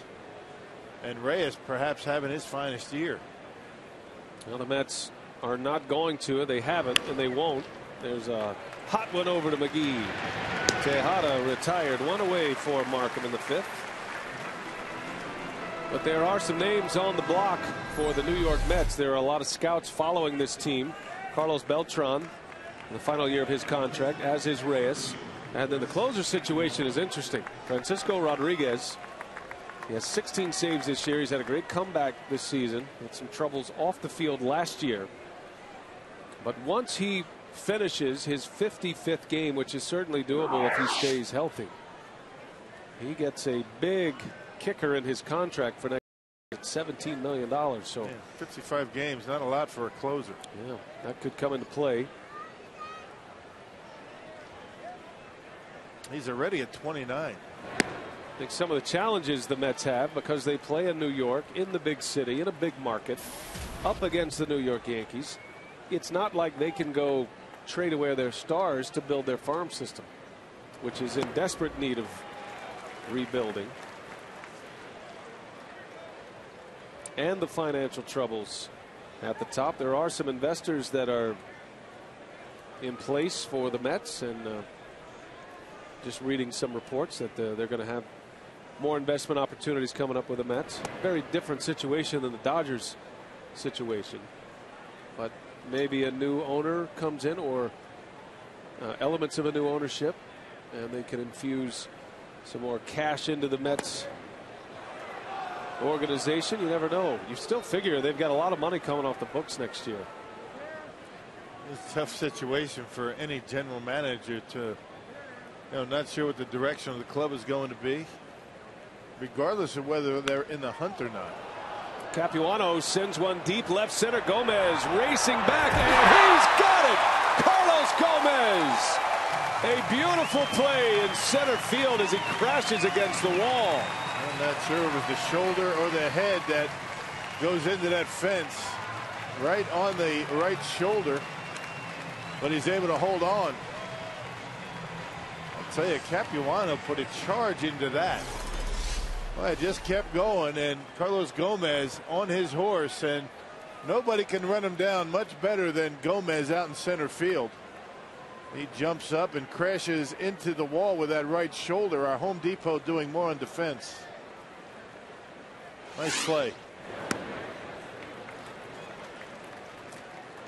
Well, Gomez still wincing a little bit, checking that shoulder. I thought maybe it rolled an ankle too. Sometimes you come down on the wall, you can roll an ankle. Well, he covers a lot of ground. Look how shallow he's playing. Yeah, going straight back and never takes his eye off the baseball. Knows exactly where he is on that warning track. Reyes back up the middle, a base hit. Just the second hit for the Mets. And Jose Reyes extends his hitting streak to 11 games. And how big does this catch look right now after the Reyes base hit? Yep, he's trying to defend himself out there, crashes into the wall. You can see that, you know, when he landed with that right foot, his ankle might have turned just a bit. A number of things could be going on right now with Gomez, but that's a heck of a catch. Still flexing his throwing arm.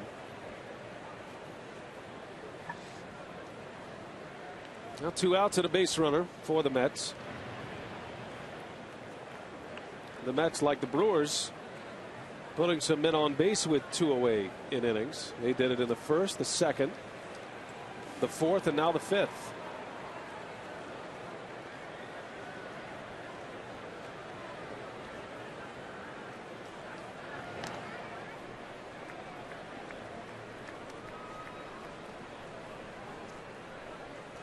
Reyes, a base stealer. Yep, 19 out of 23 so far this year. That's second in the league. Michael Bourne of the Astros leads the National League with 25. Reyes started then stopped, and a strike on Justin Turner.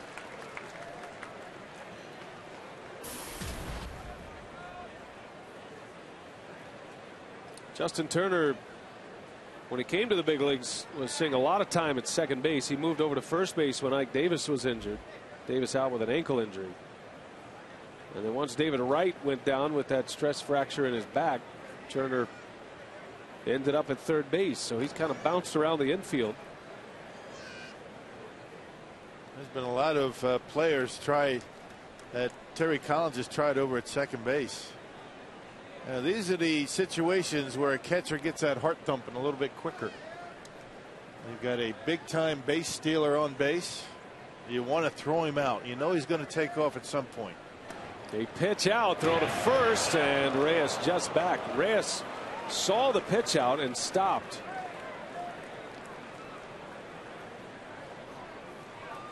Well, Markham did a good job getting rid of the baseball quickly. A lot of times you'll see a pitcher take a little bit more time on a pitch out, but you don't have any more time because of a pitch out. Catcher's just in better position to make a throw on a pitch out.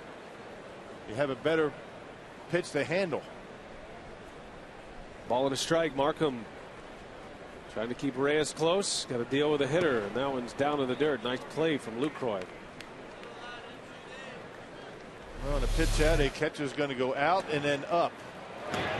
You clear yourself from the plate, and as you catch it, you get your momentum towards second base. You don't have any more time. You just have a better release. You put yourself in position to make that throw before the pitch gets there.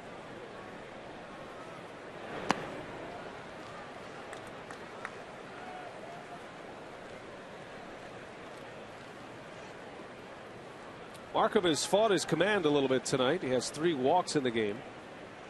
It's unusual for Markham to have multiple walks. He rarely walks many. Matter of fact, outside the first game of the year when he walked 5, he has not walked more than 2 in any start this year. That one's hit into center field. Gomez right there. Inning over. 5 scoreless for Sean Markham, and a terrific play from Carlos Gomez. We go to the bottom of the 5th. Brewers coming up.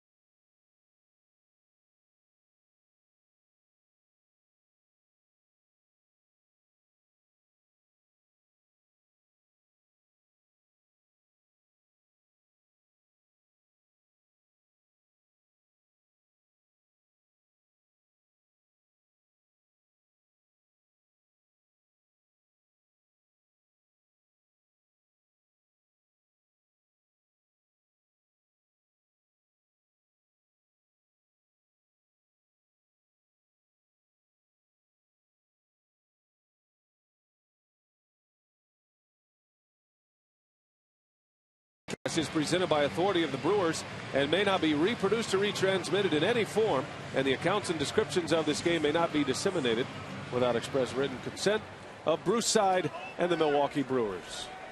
And speaking of Bruce Side, the director of scouting for the Milwaukee Brewers, he has been in that war room with the draft going on the last couple of days, and we're glad to have him here in the booth as Markham flies out to right on the first pitch.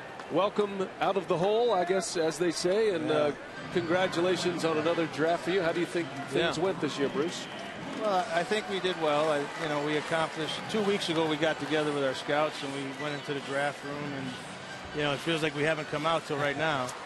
But we still got 20 more rounds tomorrow. But I do feel that we accomplished our goals. We lined up the board the way we felt we by talent.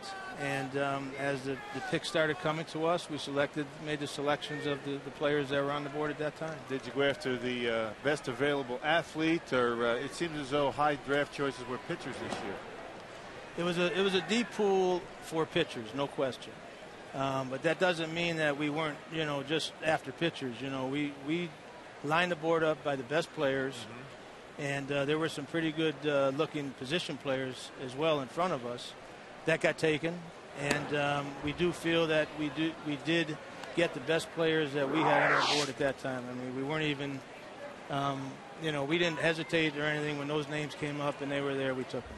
Well, let's talk about the two top picks: Taylor Youngman out of Texas, University of Texas, and Jed Bradley, who was pitching for Georgia Tech. And it was interesting this year that, because of the situation last year with Dylan Covey, that you had two picks inside the top 15. That's very rare these days. It's been rare in the franchise, and I guess it gave you a little more impotence to follow this process and maybe give you some flexibility on who you picked. Well, we did get a compensation for Dylan, and if there was a year to have a compensation pick for the loss of Dylan, I guess you could say this was the year. We do feel these two particular pitchers are very similar. One's righty, one's lefty. But one thing they both do is throw strikes. And they both are big bodies, strong, physical guys that, have good deliveries, their arm works. And, they have stuff. They pitch off their fastball. They're able to execute with their secondary pitches. So we as a scouting staff, and with Doug Melvin, basically, saying, hey, we got to get better at throwing strikes throughout the system. We made a concerted effort to not only look for tools, look for skills, look for abilities, but also be able to find guys that can execute their skills and be able to take it to the major league level. Now, have you been able to be in contact with these guys, your top two picks? I know that Youngman's still pitching. Yeah, he's playing in the Super Regional this weekend. Right. Yeah, we did talk, and our scouts have talked to them as well. They're very, they're obviously very excited. I think these are mature young men that are ready to get their professional career started. There will be a process till that happens, obviously. Yes, signability is such an important part of the process. Drafting the player is step one. Signing the player is step two. And are you confident that that can happen quickly? What do you see with these top two picks? Well, again, it's a process. It's something that you just let it unfold, and you just wait. As time goes on, we would hope that when I look in our major league field here, I see Ryan Braun, I see Prince Fielder, I see on other teams Troy Tulowitzki, Tim Lincecum, guys that have signed almost in a very short time after they got drafted, didn't wait, didn't hesitate, got out here, and now they're staring at just unbelievable careers. So that first year, we would hope a player gets out there, gets to develop into the development process. It will only accelerate them as far as getting to the major leagues and accomplishing, what these guys have accomplished. Now, did Jonathan Lucroy get in your ear and talk about his brother, the right-handed pitcher? No, he didn't have to. Our scout down there in Florida, Timmy McIlvain, has scouted him for a couple years now, and he came to our, showcase here, workout before the draft, and he's actually a pretty good-looking kid. I mean, he was up to 90 miles an hour on the mound, and he was a bulldog. I mean, you can just see it. This kid had the mentality that you want as someone on the mound. And looking at your first couple of rounds of picks, 17 college players, 14 high school players. Is that by design, or is that just the way it works out? You know, it's just the way it falls into place. You know, we don't want to sacrifice taking someone of a lesser talent just because if it's a need or if it's a high school player or a college player. At just how that falls into place. We're not high school or college oriented. We want the best players. Right. So when a player comes to us and when it's our time of selection, be it high school or college or positional or pitcher, we're taking the best player at that time. You know, we don't want to look back a couple years from now and say, wow, why didn't we take that guy? Because we had a need to take someone else, a position, for instance, and we missed out on maybe a really good player.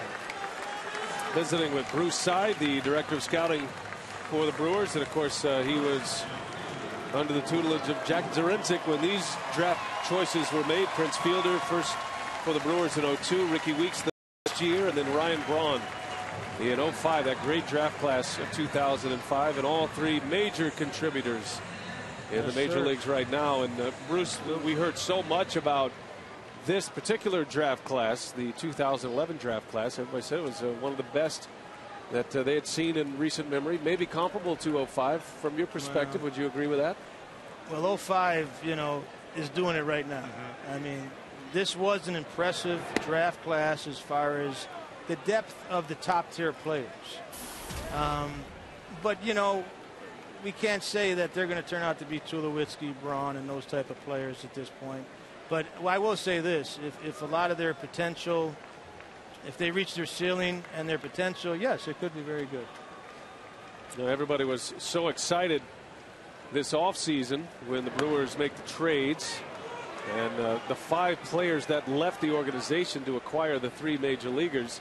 And it did create a lot of energy and a lot of enthusiasm. But I'm sure from your perspective, that meant back to work, because this draft in particular means that you've got to fill that minor league system back up with players. Yeah, you know, it's a credit to our, you know, people may say we're thin in the minor league system. Well, we're pretty strong at the major league level, and that's obviously a credit to the drafting process, to the player development process, and the ability to make trades that have brought these type of, you know, players into our major league team. And, you know, you don't do that by not drafting right and developing players. So if there is a hole in the system, we don't feel there is. I think it's a lot better than people think. And we had 7 All-Stars at our 2 Class A teams this year. 7. You know, that doesn't sound like a system to me that, you know, is barren. But we recognize we have to create more depth. So, you know, this draft could help us create, you know, some pretty good depth to that system. Now you've got about 20 rounds tomorrow. Yes. Do you have an off time? Do you have an off season? No.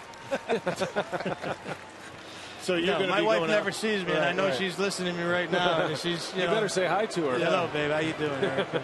And my mom out in Las Vegas. They know you're still alive at this point. You've been wrapped up pretty tight the last couple of days. The Brewers with the 2011 amateur draft. Taylor Youngman selected first. He was the 12th pick. Jed Bradley selected in the first round. He was the 15th overall pick. The 1 and 2 picks for Milwaukee.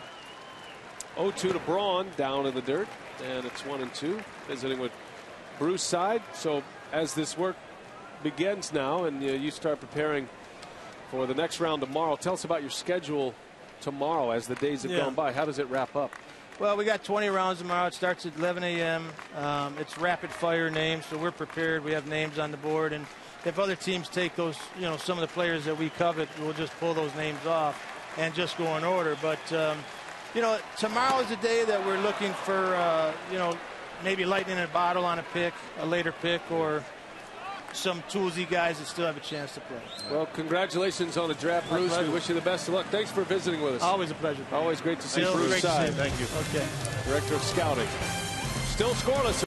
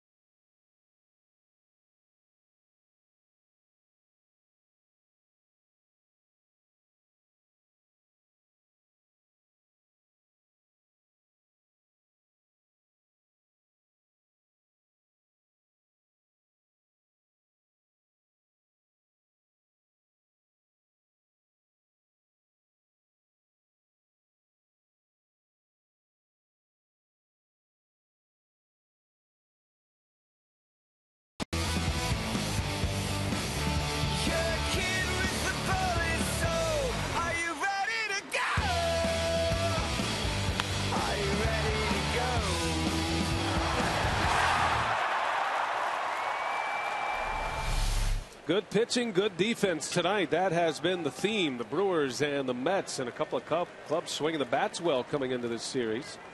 And wouldn't you know, the pitchers have dominated so far. Sean Markham is through 5. He has given up just 2 hits to the Mets. A double and a single. That's been it. He has walked 3. The most walks he's had since his first start of the year, which was 5, and that tied a career high for Markham. Facing Carlos Beltran, Daniel Murphy, and Angel Pagan here in the 6th inning. It's not like the Brewers have not had their chances, though. You had Braun at the plate with Weeks at second base. Had 2 on with 2 outs in the 4th inning. What rallies that have been put together have come with 2 outs in an inning, and the Brewers have been unable to deliver with the big hit yet. Out in front, Beltran pops it up. Gomez coming in. Out number 1, and a lot of outs in the air for Sean Markham today. Yep, and 2 pitchers that have barely gotten to 90 miles an hour. Well, come out for Green Week, June 20th through the 26th at Miller Park. Presented by Milwaukee's Energy Efficiency Program, Me Squared rather. Join us for green-themed features all week long. Visit brewers.com/brewinggreen for details. That's Me Squared, not Me Too. Right. It's okay. But you know what? In reading the parenthesized area, it's pronounced Me Too. So I was right the first time. It's a new card, you know. It's no reflection on your character. The fact that I have a tough time reading what's in front of me. It's Wisconsin's Energy Efficiency Program, Me Too. It says right here, pronounced Me Too. I know, I just said that.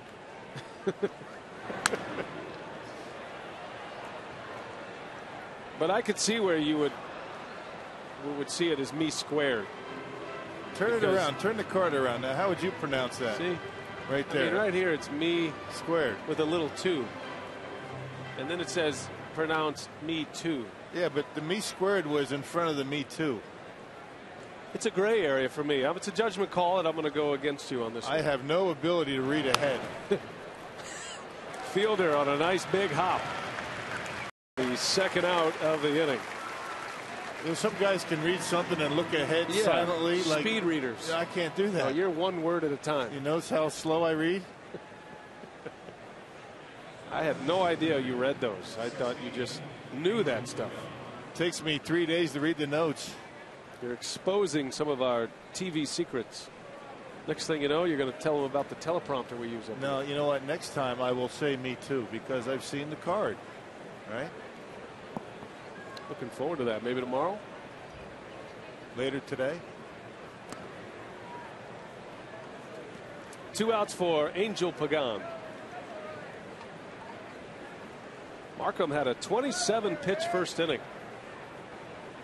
But has been able to tailor it down, and he is just now over the 100-pitch number. This is number 102.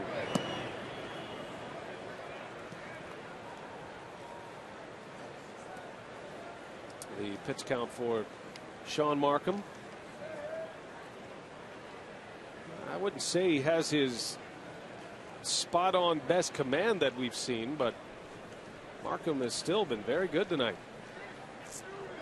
Now the question is, how deep is he going to be able to get into this ball game? And they get a quick out here. You might run him out there for the 7th inning. Any sign of trouble in this inning, and that may be it. We'll see.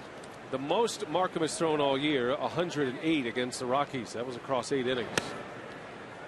As Markham walks Angel Pagan, so it's another 2-out base runner.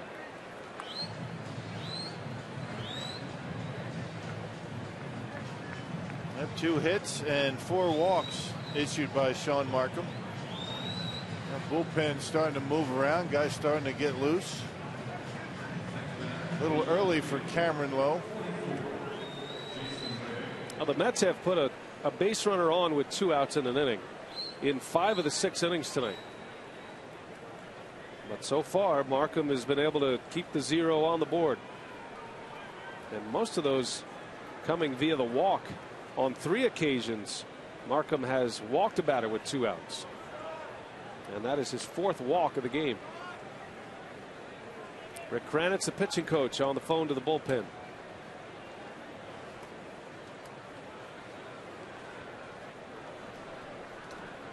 Two outs for Jason Bay. The Brewers would love to keep him quiet through this series. You figure at some point he's going to catch fire. He is too good of a hitter to continue to struggle like this, and a track record to show for it as well. And if the Mets have any chance of contending in that division, Jason Bay is going to have to come up big. Bay signed a 4-year contract with the Mets last year that runs through 2013.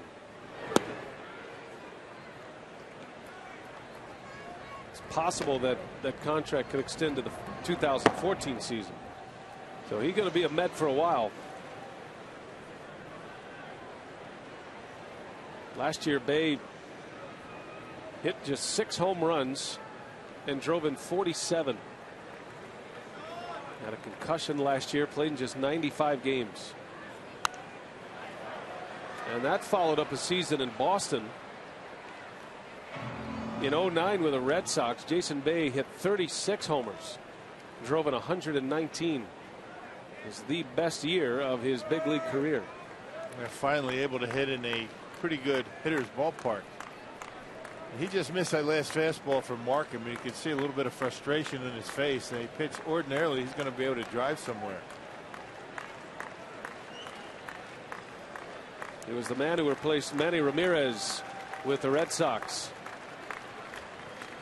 back in 08. On the ground to McGee. He'll go to second, and Markham strands another one. Might be his last. 6 shutout for Sean Markham. See if the offense can get some runs for him.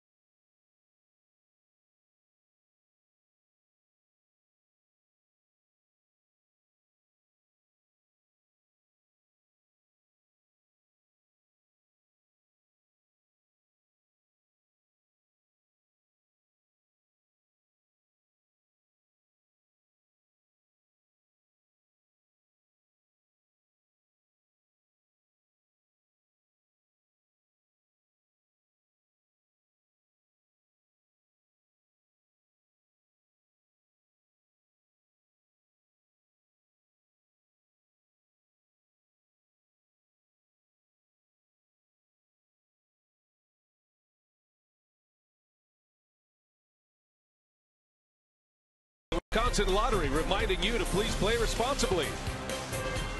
By AirTran, go, there's nothing stopping you. By the Miller Lite Vortex bottle, taste greatness. And by the Philips Norelco SensoTouch 3D. For a great shave, wet or dry, settle the score at greatshavedebate.com. Just a beautiful night for baseball in Milwaukee. Beautiful Miller Park. And here we go to the bottom of the 6th inning. Chris Capuano is working on a 4-hit shutout. But, Rock, these are the innings of concern for the Mets with Capuano. He is very good 1 through 5. He has struggled innings 6 and beyond. Yeah, he's been pretty good. I mean, that changeup's been very good. He's located his fastball. And the Brewers with only 4 base hits, maybe a bit of a hangover from that Florida Marlins series. So Fielder leads off, then McGee. And Fielder launches one way back, center field. Goodbye! Prince Fielder with a solo shot. And the Brewers are on the board. 1-0 Milwaukee. Number 15 for Fielder.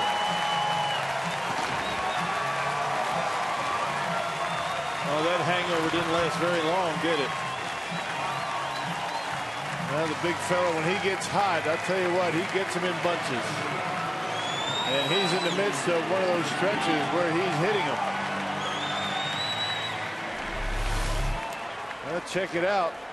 Not many mistakes from Chris Capuano. That might very well be one right there. Right down the middle. Look at the extension for Prince, the high finish, and he knocks it on out of here. And now McGee out in front of a changeup. Well, Fielder has been so good. That's his 4th home run in the last 5 games. Bangs it off the batter's eye in center field. RBI number 50 of the year for Prince Fielders. McGee goes to third. Nice play, Turner. And the first out of the 6th inning. And check out the high finish for Prince. Very quick bat through that strike zone. And 1-0 Brewers. In game number 61, Prince Fielder has RBI number 50.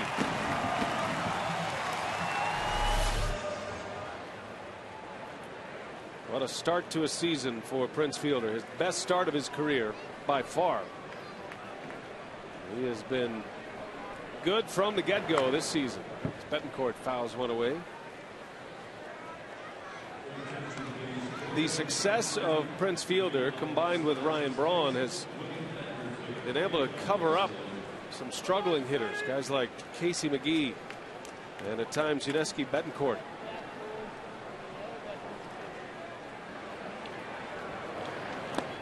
And you keep wondering, how long can Braun and Fielder do this kind of damage? And it just keeps happening every night. Fielder is coming off a game yesterday where he drove in 4 runs, 4 of the 7. That's the only RBI tonight. Betancourt down the line, a fair ball. That one's going to go to the wall, and extra bases for Uni Betancourt. A double with 1 away. And the 6th inning troubles for Chris Capuano continue here in Milwaukee. Yeah, it's not often Capuano can get very deep in the game. He's gone 7 innings just once. You know, fastball that was trying to get in on the corner, left it out. And look at Betancourt. He lets go of that top hand, getting that bat level through the strike zone and able to rip it right down that left field line.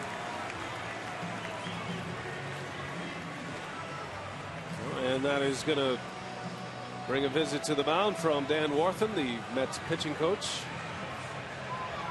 With bullpen activity behind him, Bobby Parnell begins to get loose.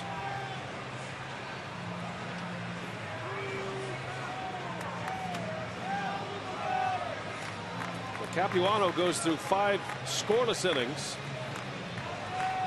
But Fielder connects for a home run to start the 6th, and now a double. Sean Markham is through 6 scoreless. Still on the bench. Going to be interesting to see if Markham comes back out to pitch. Now his spot in the batting order is now due up 3rd. Now Marco Estrada was up and loose. You wonder if he's already, you know, hot and ready to go. He's not throwing right now. Lucroy, a chance to drive in a run. He has 2 hits against Capuano tonight. He pulled one down the left field line in the 2nd, a double, and then he shot one down the right field line in the 4th. Both of his hits have come with 2 outs in an inning. Lucroy went through a little slide on the road trip at the plate, but has seemed to have pulled out of it in recent days. The approach is more in keeping with what he did coming off the disabled list. Just hitting the ball where it's pitched, not worrying about hitting the long ball, and that's when he has most of his success. When he hits the home runs, it's an accident.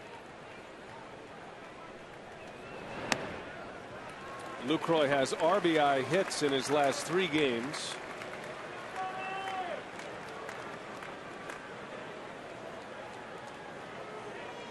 And a big stake out at second base Here's might be a situation where you give him the green light. And 3-0, swinging the bat well. Why not? In there with a strike. Carlos Gomez next to hit. This has been an area where the Brewers have been so good lately, tacking on runs. Fielder gives them the lead here in the 6th inning. Now Lucroy a chance to add to it. And that one is in there for a strike. Borderline. Well, Luke thought it was ball 4.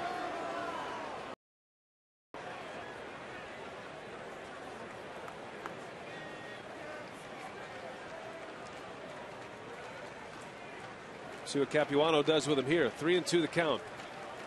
Betancourt a short lead, expecting Capuano to take a look at him.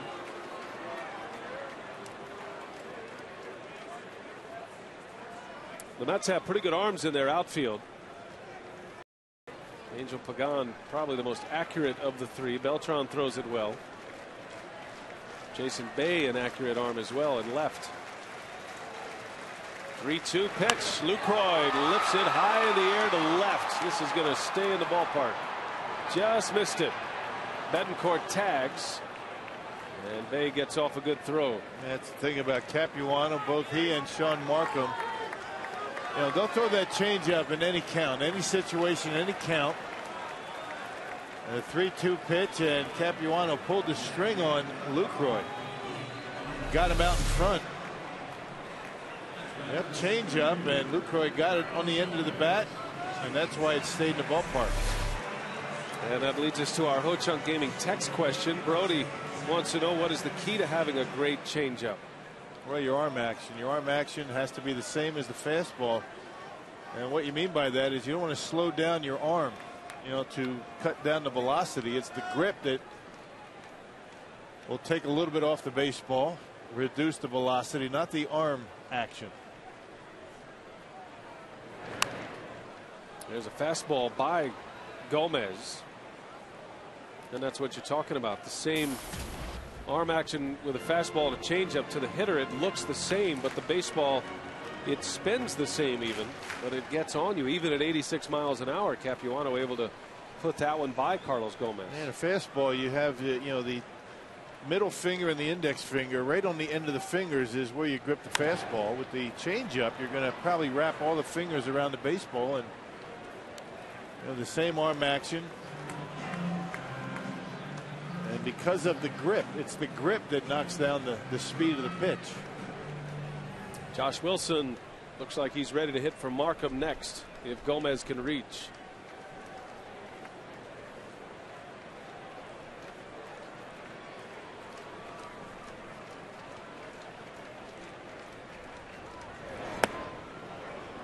A little bit high for Capuano. 1-2 now. Sean Markham was showing us the grips on his pitches. You see the changeup on the bottom right. Yeah, right there, the circle changeup, and you can see the fingers pretty much wrapped around that baseball, as opposed to the two-seam fastball. You see where the pressure point is on the end of the fingers around the fingernail. Here's the 1-2. Gomez looks at one in the dirt. Nice play from Tolley. And the count even to 2 balls and 2 strikes.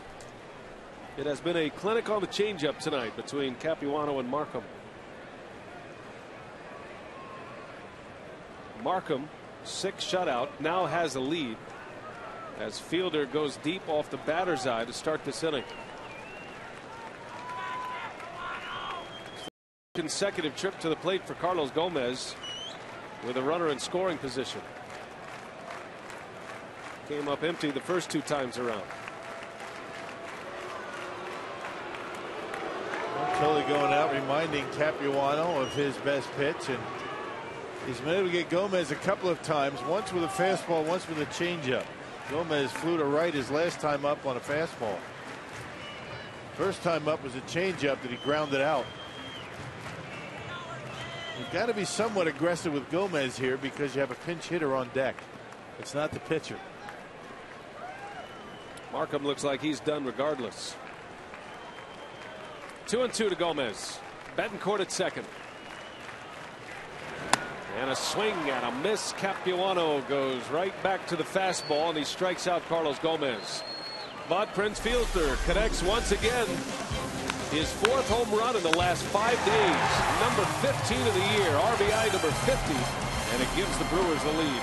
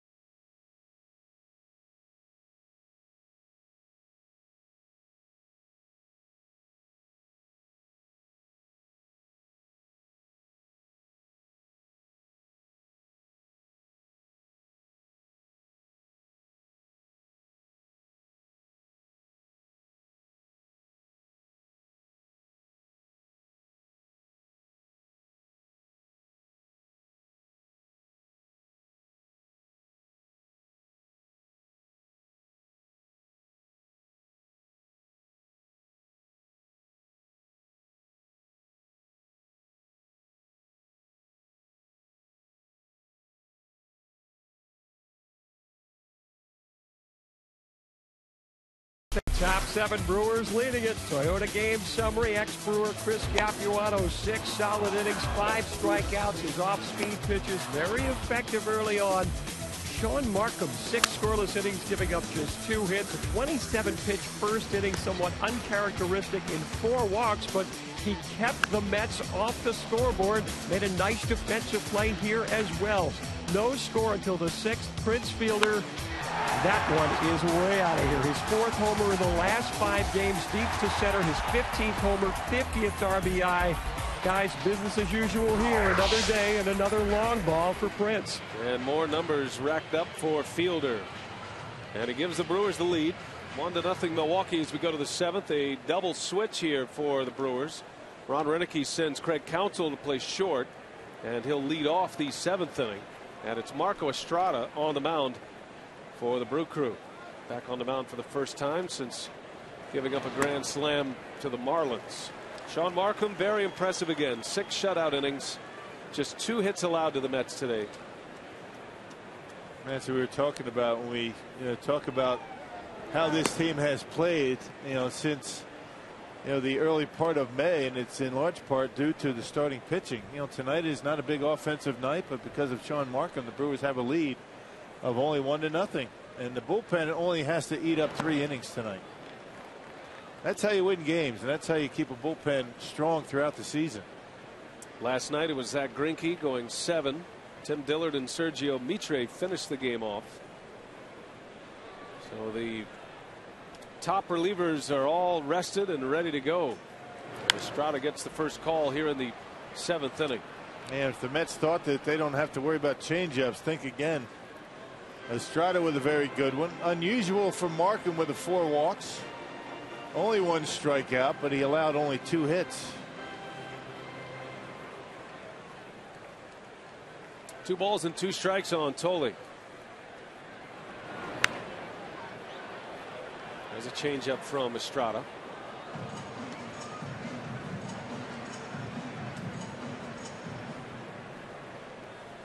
Such a good pitch, the changeup. If you can throw it where you want it, it's tough to command that pitch with that grip that Rock was talking about. That's the challenge of the changeup.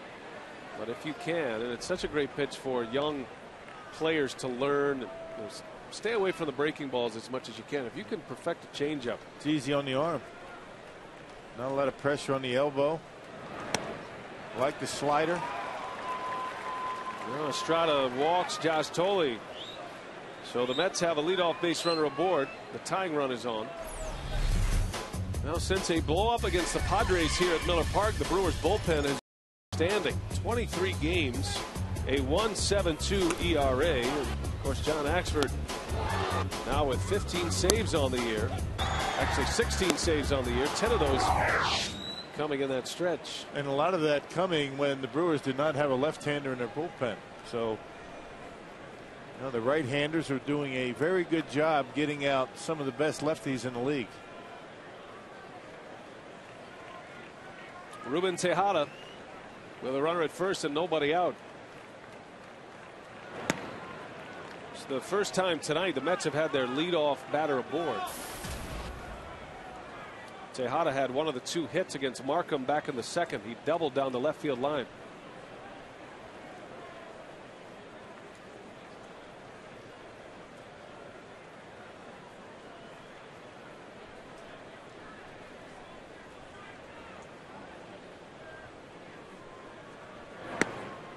There's a strike, 1-1 the count.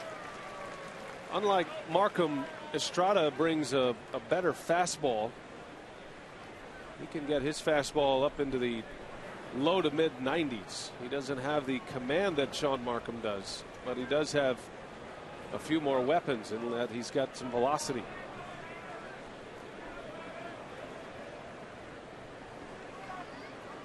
A lot of ways to get it done on the mound.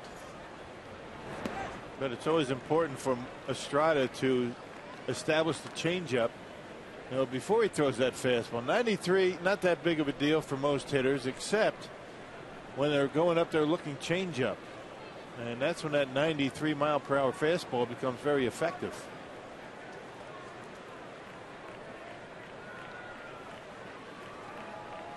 Two and 1. 2 and 2. Got a fastball by him.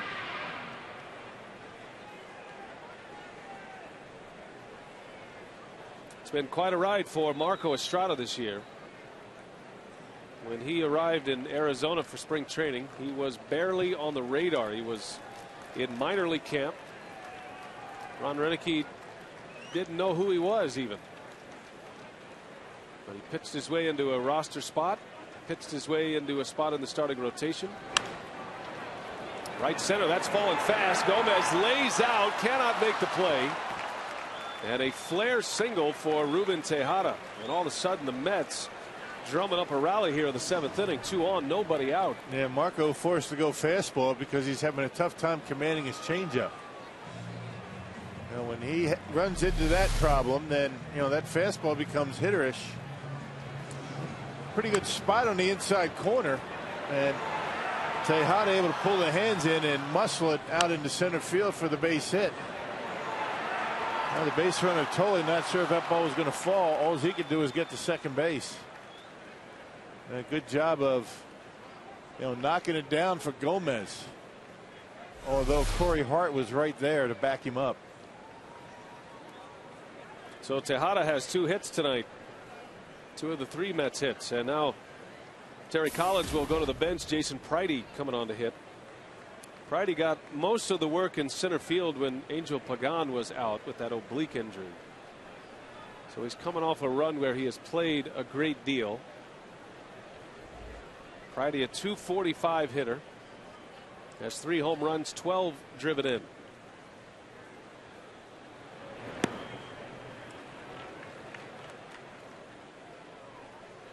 Capuano is done, 6 innings, gives up 6 hits and 1 run.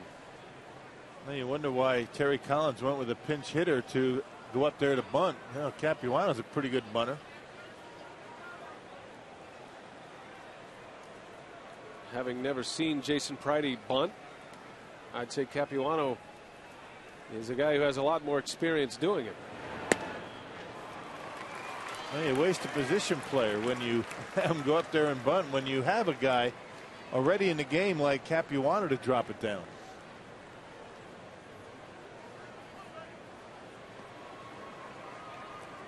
But perhaps just showing bunt and maybe allowing him to swing away later in the count.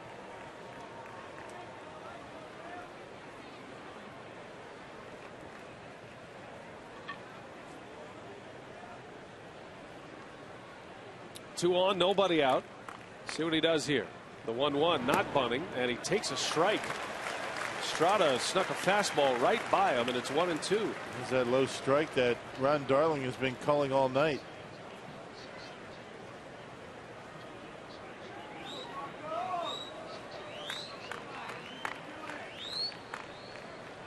So Estrada is ahead. The Brewers are looking for a ground ball to turn 2. Counsell just in the game at shortstop. And there is a ground ball. Fielder goes to second. Counsell's there. The return to Estrada, not in time. Friday legs it out. The Brewers get it out. First and third now for the Mets. And back to the top of the order. Jose Reyes coming up. And now you know why they sent Friday up and not Capuano. There's that change up. Friday rolls over on it, but the hitter runs too quickly to be able to turn 2. And speaking of which, if you're thinking double play with Jose Reyes up, think again.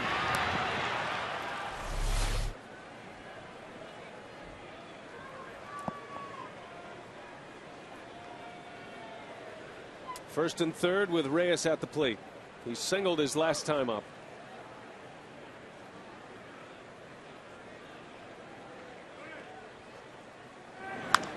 And that one is blasted deep right center. Gomez on the run. That ball is off the wall, and this is big trouble. Reyes on his way to third. 2 runs are going to score on a stand-up triple by Jose Reyes, and the Mets have the lead.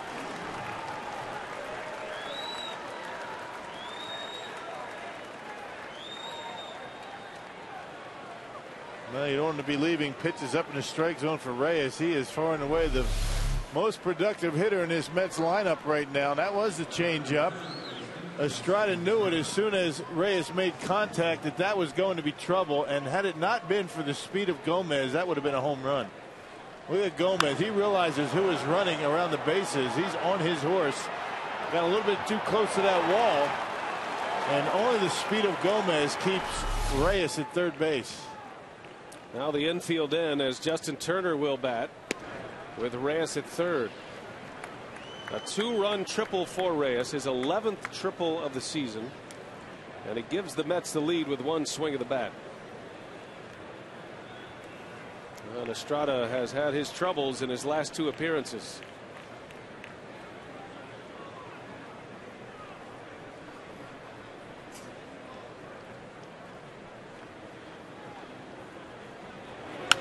On the ground, coming to the plate, Reyes, and the tag. He is out at home. Reyes did not slide. Tried to sneak by Lucroy. A great tag by Jonathan Lucroy on a throw that was to the wrong side of home plate. And Ricky Weeks took a little bit too much time too. I think he double clutched, and with the speed of Reyes, just barely able to get him. Now if Reyes slides, he's going to be in there easily, I think. Check it out. If he slides, does he get in there? You can see where the tag is. It's high on Reyes, and he certainly got the tag on him before the foot came down. So if he slides, it's another run. And watch Lucroy. The glove is up. Now if he slides, I think he's able to get in there. But it looked as though Ricky took a little bit too much time with the throw, but it didn't cost him an out. Brewers fortunate to get it out. They cut down the lead runner. 2 outs, runner at first for Beltran. Now watch Ricky. It's going to be a 1-2 hopper right at him. A little bit too many pro hops, but a good play by Lucroy to spin around, and because Reyes didn't slide, they get the out. A very athletic play by Jonathan Lucroy. That one is hit well to center field. Gomez going back at the track near the wall. He reaches up and he's got it. Oh baby, what a catch. Carlos Gomez.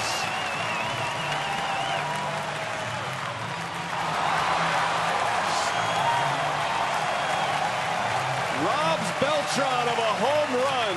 Unbelievable catch. And the Brewers are out of the inning. One of the best you'll see this year. Carlos Gomez. How do you do?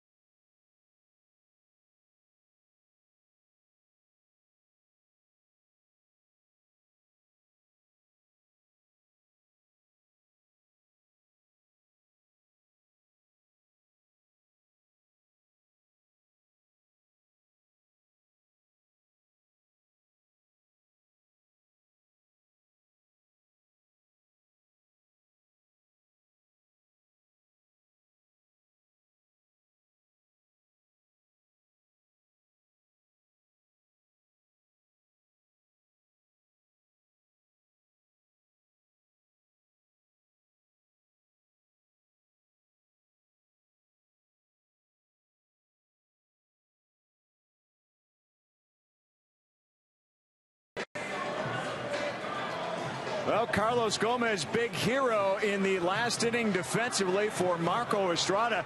Saved 2 home runs, if you will, 1 potential inside the Parker, and then the big catch to end the inning as well. How about that, Jerry? Definitely a key part of the ball game. When you're talking about defense, Carlos Gomez in center covers so much ground. First one definitely could have been a home run by Reyes. The way he came off, deflected off the wall, and that last catch.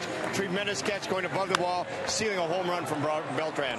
Now, he's made 3 outstanding plays defensively in this game. We're going to cover it in Brewers Live post-game.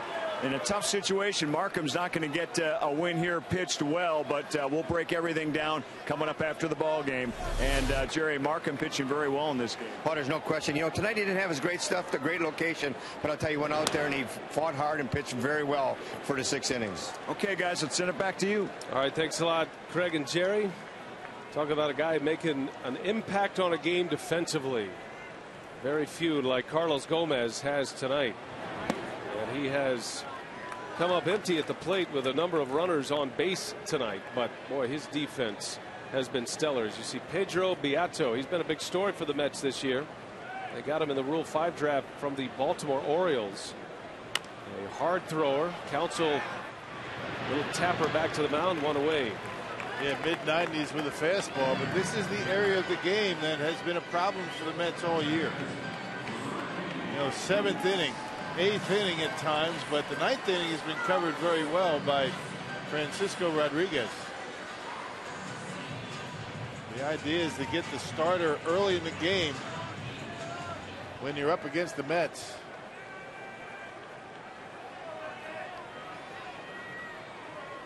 Now 1 gone, top of the order now, Ricky Weeks.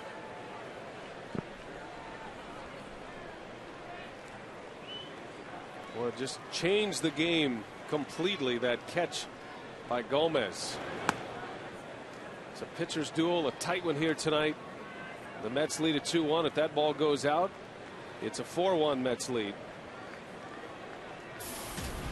More than anything else, they got the fans on their feet and salvaged what could have been a disaster inning for Marco Estrada. Yeah, there are not many that play better than Carlos Gomez in center field. He does have his issues offensively. Everybody knows that.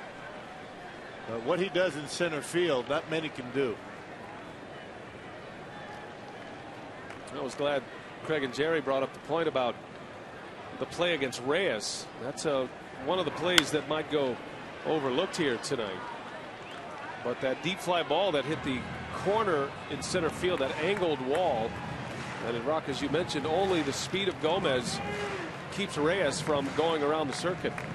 An inside the park home run. Because when he hit that baseball, that's what he was thinking.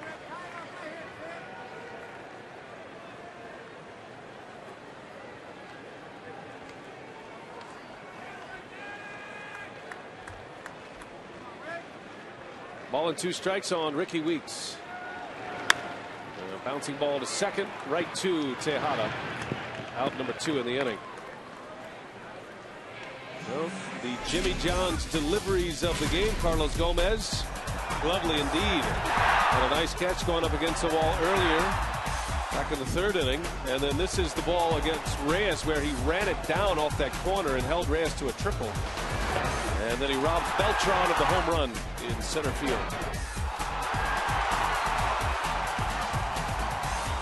He's something else. He knows exactly where he is on that field. That is a quick inning for Pedro Beato. 3 up, 3 down. The Brewers go in order in the 7th. 2-1 Mets. We're on our way to the 8th.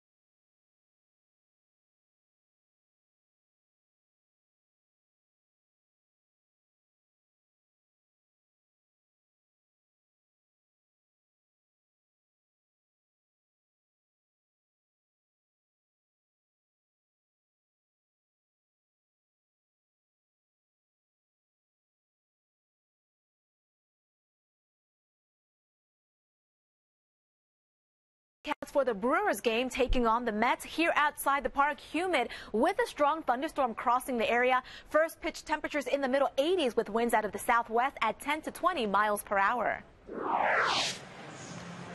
Well, that is a warm forecast, but not too bad. And the roof is open. Just a beautiful night here in Milwaukee. The Mets have taken the lead 2-1. Yeah, before we head to the next frame, we want to send out our best to Tim O'Driscoll. He and his wife Carol celebrating their 41st wedding anniversary. Tim is the official scorer for the Milwaukee Brewers, legendary high school baseball coach, and they're going to retire his number at Arrowhead later this week. On Thursday is number 22. A baseball institution, and wouldn't be able to do it without the support of Carol. 41 years. Good for them. Congratulations to the O'Driscolls. Zach Braddock is on to pitch. The Brewers need a 0 here in the 8th. They'll have the heart of the order coming up in the bottom of the 8th with Braun, Fielder, and McGee. Braddock's second outing since returning from the disabled list.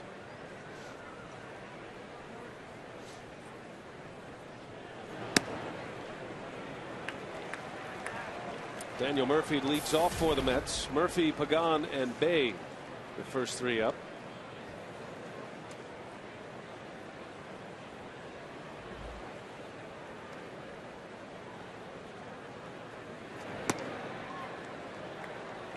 Braddock on the DL with sleep disorder, the first registered case in Major League Baseball history. To see Jason Isringhausen preparing for the 8th inning.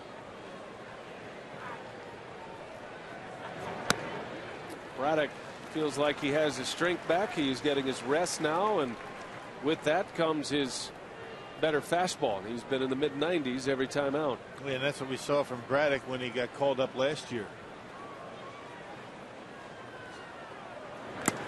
And he puts that one right by Daniel Murphy. 94-mile-an-hour fastball for his first strikeout. I'd love to see that. He didn't have any kind of velocity like that before he went on the disabled list, and apparently his issues have been cleared up. A sight for sore eyes for Ron Rennick to see Braddock throw like that. So one gone, and it's going to be Angel Pagan now.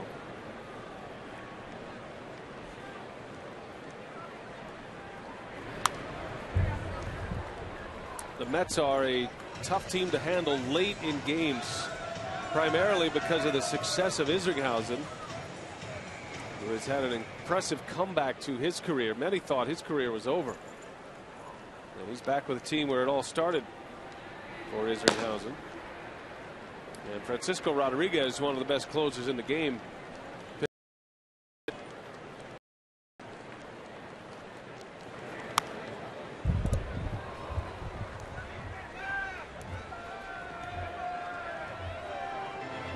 Pagan, the switch hitter, back on the right side against Braddock. Marco Estrada goes an inning, gives up 2 runs on 2 hits. There is K-Rod. Francisco Rodriguez. Back up the middle, a base hit. Pagan with a single to center. A 2-strike hit for Angel Pagan. Yep, 94 middle in, and Pagan able to pull the hands in. And you know, the Braddock fastball very straight, and he got a lot of the plate with it. Pagan able to get on top of it and line it into center field. Doesn't have that arm angle like a lot of left-handers will have to make it tough on lefties. And that's what makes his fastball fairly straight. And now it's Jason Bay. 0 for 2 tonight. He did walk in the 4th.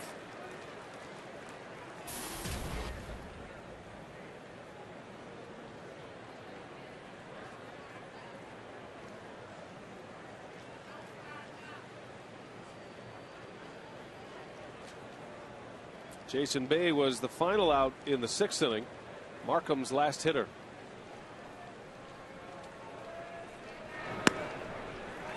Sean Markham in his last 2 starts has left the game with a 1-run lead, both to be snatched away.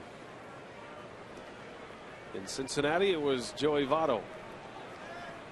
Tonight, it's Jose Reyes, who drives in a pair with a triple.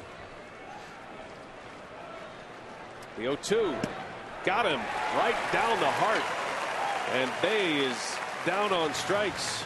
Second strikeout for Zach Braddock. And now Jason Bay is 0 for his last 20 at the plate. Man, looked as though he was thinking slider. That was the second strike that Braddock threw to him. And there's that low strike from Gary Darling. I called him Ron last time. Right at the bottom of the strike zone. 2 gone with a runner at first for Josh Tolley. I didn't see Ron Darling here. No, he's not here this week. No, he's not, is he? Keith Hernandez doing the analysis for the Mets on SNY. So they're going to pull Tolley back here, Rock, and Ronnie Paulino is going to come on to hit. Rick Kranitz quickly to the mound with a scouting report. You might remember Ronnie Paulino from his days as a Pirate and his days as a Florida Marlin. One thing's for sure about Paulino, he can handle a fastball. He's having a pretty nice season, hitting .305. Does a lot of the catching for the Mets. And if you make a mistake on him, he might run one out of here, although he does not have a home run this year. He is a notorious first ball hacker that has power to the opposite field.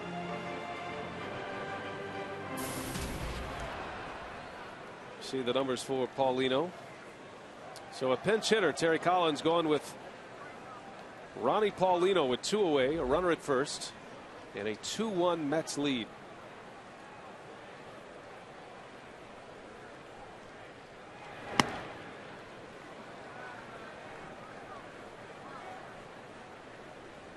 The Brewers will have Braun, Fielder, and McGee coming up. 3, 4, and 5 in the batting order. And it looks like Jason Isringhausen will pitch the 8th for the Mets.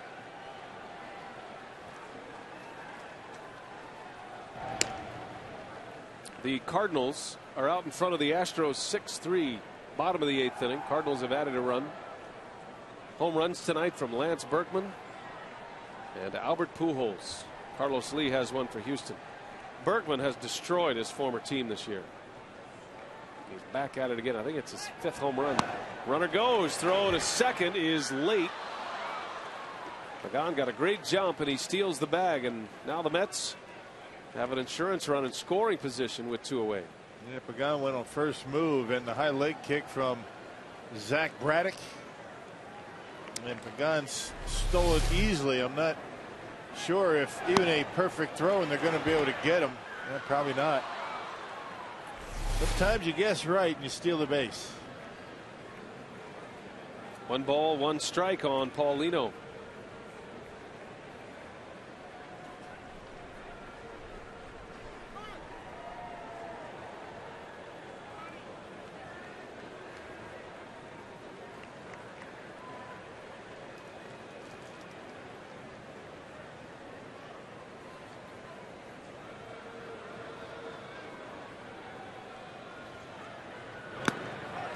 Big cut. 1 and 2.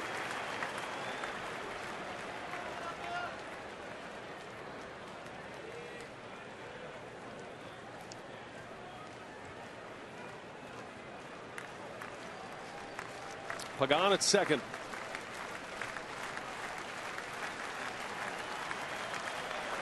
Braddock a chance to strike out the side here in the 8th inning.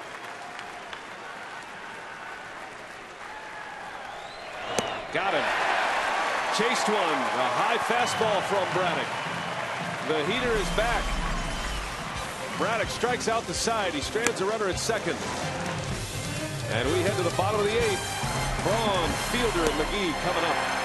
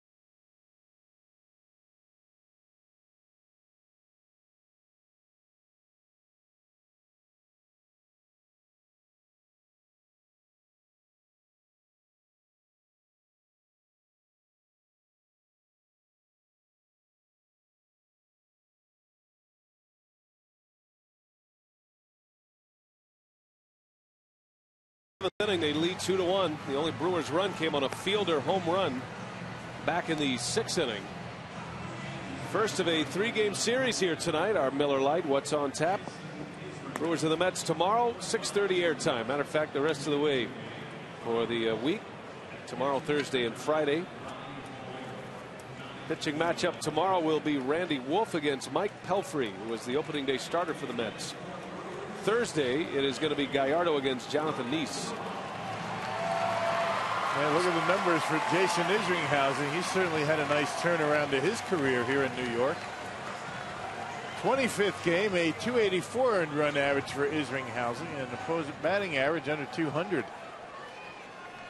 Ronnie Paulino will stay in the game to catch. He struck out with a runner at second in the top of this frame. That was a big out for Braddock. Here's Braun. First ball swinging. Line drive to right. Back is Beltran. He's got it for the out. Braun, a slicer to right. Just missed it on the bat. And the first out of the 8th inning. Well, Fielder led off the 6th inning in a scoreless game. Capuano delivered the home run ball to Fielder off the batter's eye in deep center field. Fielder's 15th home run of the year, RBI number 50 of the season. And at the plate, presented by Wendy's tonight, Prince 1 for 3.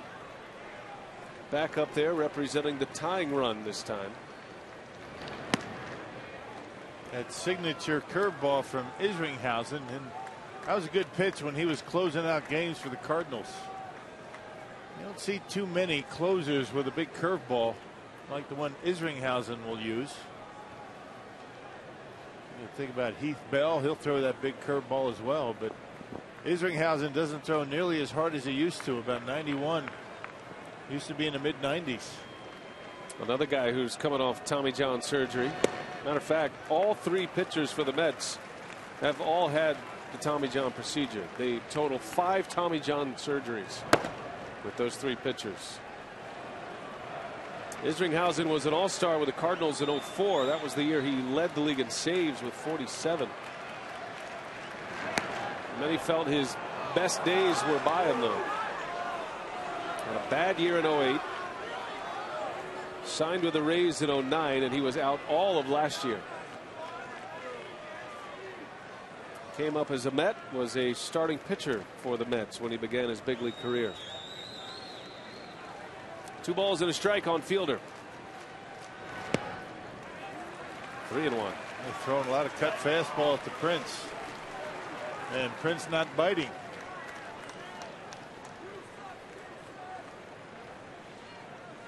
There's been a question about the workload of Jason Isringhausen. How much can he pitch, having not pitched all of last season?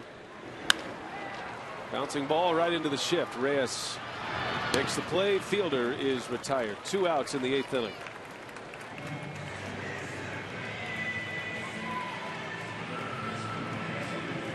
Now 2 gone and a struggling hitter coming up.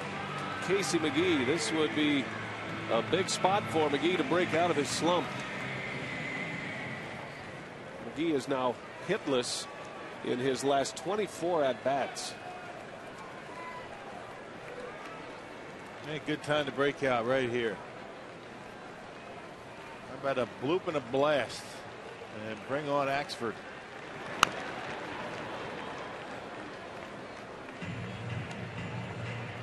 Still has that signature curveball and cutter, does Jason Isringhausen. The fastball at 91. Cutter about 88, 89.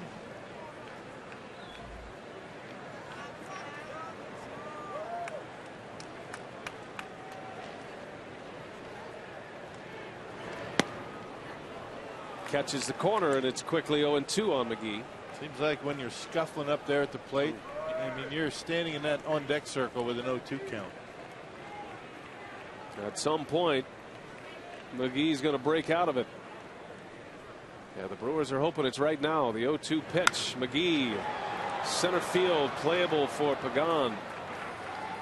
And Isringhausen retires the heart of the order in the 8th. We go to the 9th. The Mets 2, the Brewers 1.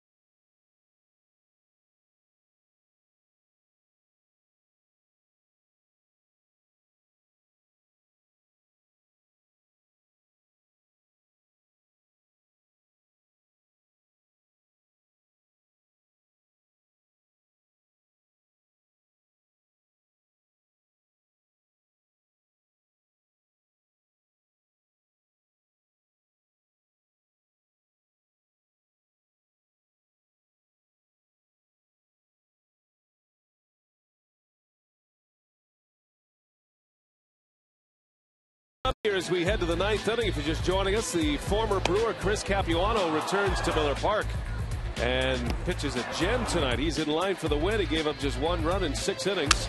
Sean Markham did not allow a run in 6 innings, and he left this game with his club leading 1-0, but it was taken away quickly in the 7th inning. Markham only gives up 2 hits in a scoreless game. Fielder homered to start the 6th inning.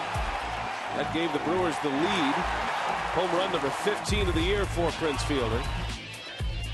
But in the bottom of the 7th, or rather the top of the 7th, the Mets get a 2-run triple from Jose Reyes. And with 1 swing of the bat, he gave the Mets the lead. Marco Estrada giving up 2 hits and a walk and 2 runs in the 7th inning. It was a great catch by Carlos Gomez as well, robbing Beltran of a home run, which is why the Brewers are still within a run. And now it's LaTroy Hawkins in the 9th inning. Ruben Tejada will lead off. Pitcher spot after that, and then back to the top of the order. Well, Hawkins not allowed an earned run in his last 13 appearances. That covers 13 in the 3rd innings. Last pitch Sunday against the Marlins.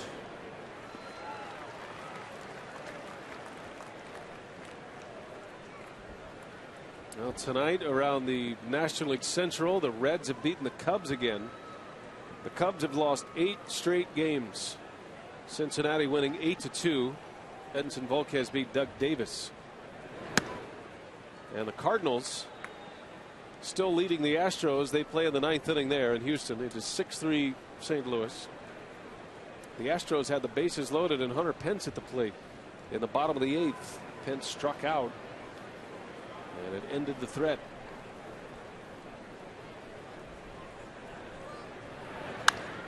Bouncing ball to Fielder, and he hits Hawkins, covered the bag.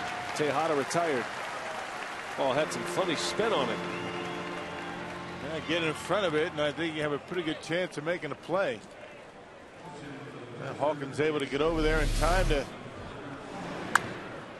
take the feed from Prince. Well, another well-designed defensive alignment by Garth Orge.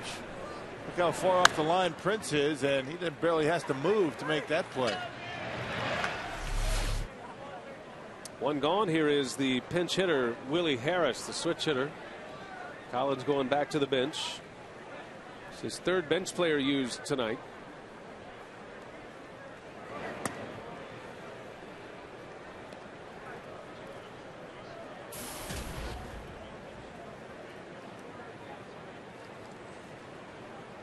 Harris, a contact hitter, not a guy who strikes out very much.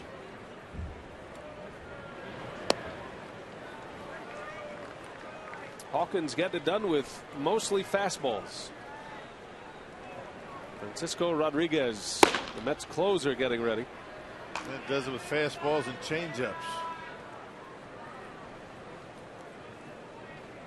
Probably see Katse pinch hit to start the inning, as Harris lifts one in the air deep to right. Corey Hart with room. Out number 2. Close call for LaTroy Hawkins. 2 up and 2 down, and we head back to the top of the order in Jose Reyes.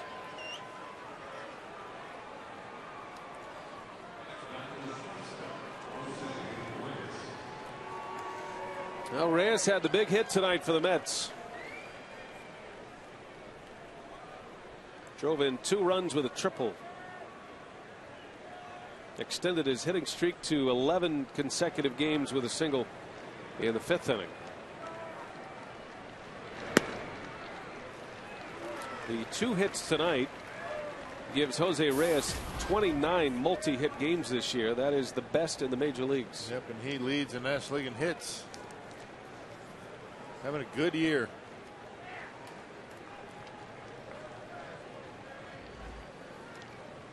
Reyes, the league's leading hitter to start play tonight.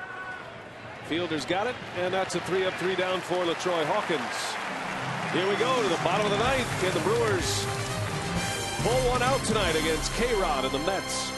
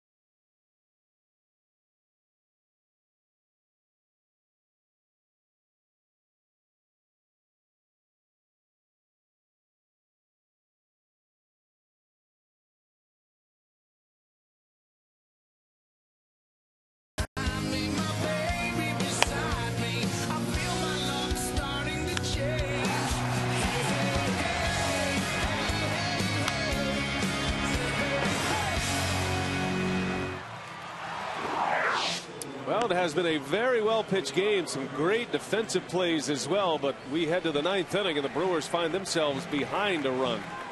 2-1 Mets. One big hit for the Mets. One hit for the Brewers that counted on the board. The Fielder home run. Francisco Rodriguez will toe the rubber for the Mets. He has been terrific this year, Rock. Yep, he has converted his last 16 straight save opportunities. Although he's allowed 5 runs in his last 3 outings. And the Brewers need 2. Nigel Morgan will lead off. He pinch hits in the pitcher spot. Francisco Rodriguez is known for his devastating changeup. But this year he has gone to a sinking fastball, which is a new wrinkle for him, and he just opened up Nigel Morgan with one. Yeah, some good movement going away from a left-hander. But it's the changeup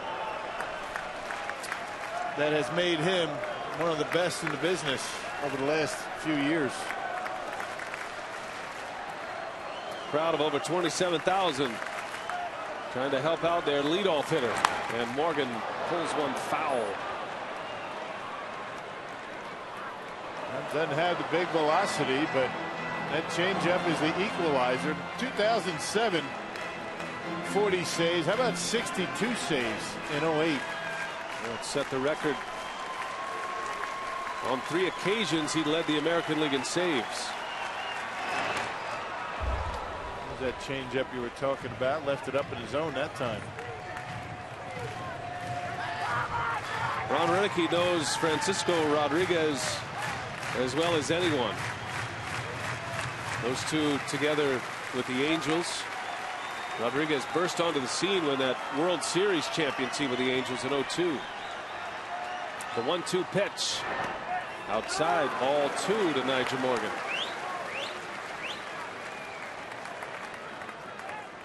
Francisco Rodriguez had his troubles last year off the field. An off-field confrontation that got him suspended for the final month of the season.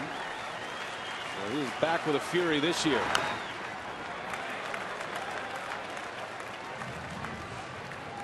Well, he's got that big changeup. He's got the movement on his fastball, but it's his delivery, somewhat unorthodox, that can mess you up as well. He's got a lot going on with that delivery. 2 balls, 2 strikes on Morgan. And he is down on strikes. Changeup 82 miles an hour. Pitch out of the strike zone. It's all arms and legs. He's got the arm action for a fastball, and you see the way that ball tails away from Morgan as it gets to home plate.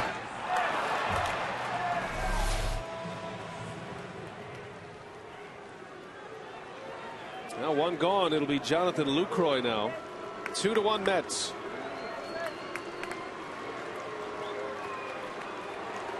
Lucroy with 2 hits tonight.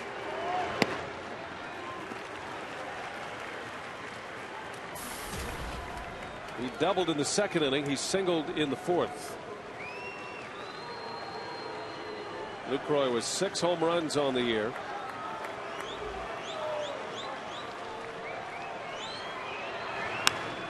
In the air to center field. Coming in, Pagan. He started back and recovers for the 2nd out. And the Brewers are down to their last out. Jose Reyes at this point, our Menards player of the game. He drove in 2 runs with a triple. That was in the 7th. And that's where we sit. 2-1 Mets. Mark Kotze will hit for Gomez. Still looking for his first home run as a Brewer.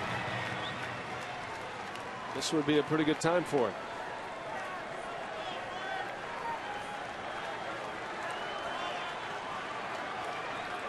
Two gone in the 9th. Brewers down a run. And it's in the dirt. Kotze started yesterday. He played right field for Corey Hart. And he had 2 hits. He was 2 for 4.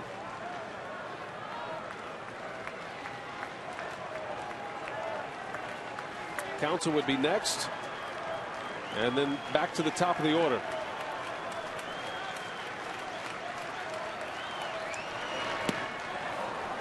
changeup, devastating. Here's the 1-1. Got a little bit of a hitch in that high leg kick, and then watch the arm go down, then up. And a very radical delivery, max effort delivery, and that's what makes that changeup so effective. Count is even.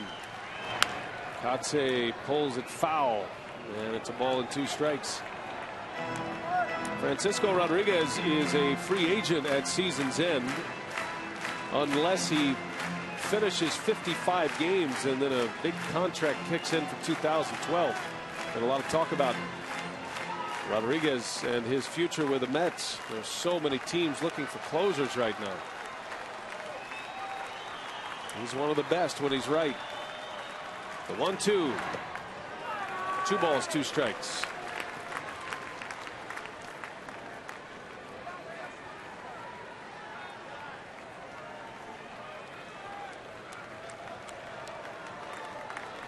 The Brewers have won 4 straight. That is being threatened here tonight. The Crew down to their last strike, down 2-1 in the 9th. And the 2-2. Katse swings and misses, and the ball game is over. The Mets win a tight one tonight at Miller Park. A 2-1 final score. Francisco Rodriguez with his 17th save. Capuano wins it against his old mates. And a big hit by Jose Reyes. All the Mets needed tonight. 2-1 the final. Much more still to come on this game. Craig Kashawn, what do you have coming up for us on Brewers Live? Well, it was a fight tonight, but the Brewers come up on the short end. We are going to get inside the clubhouse, catch up with Ron Renicky and some of the Brewer players, plus our on-field instructional. We're going to be focusing on positioning on the rubber with Jerry, the former Major League pitcher.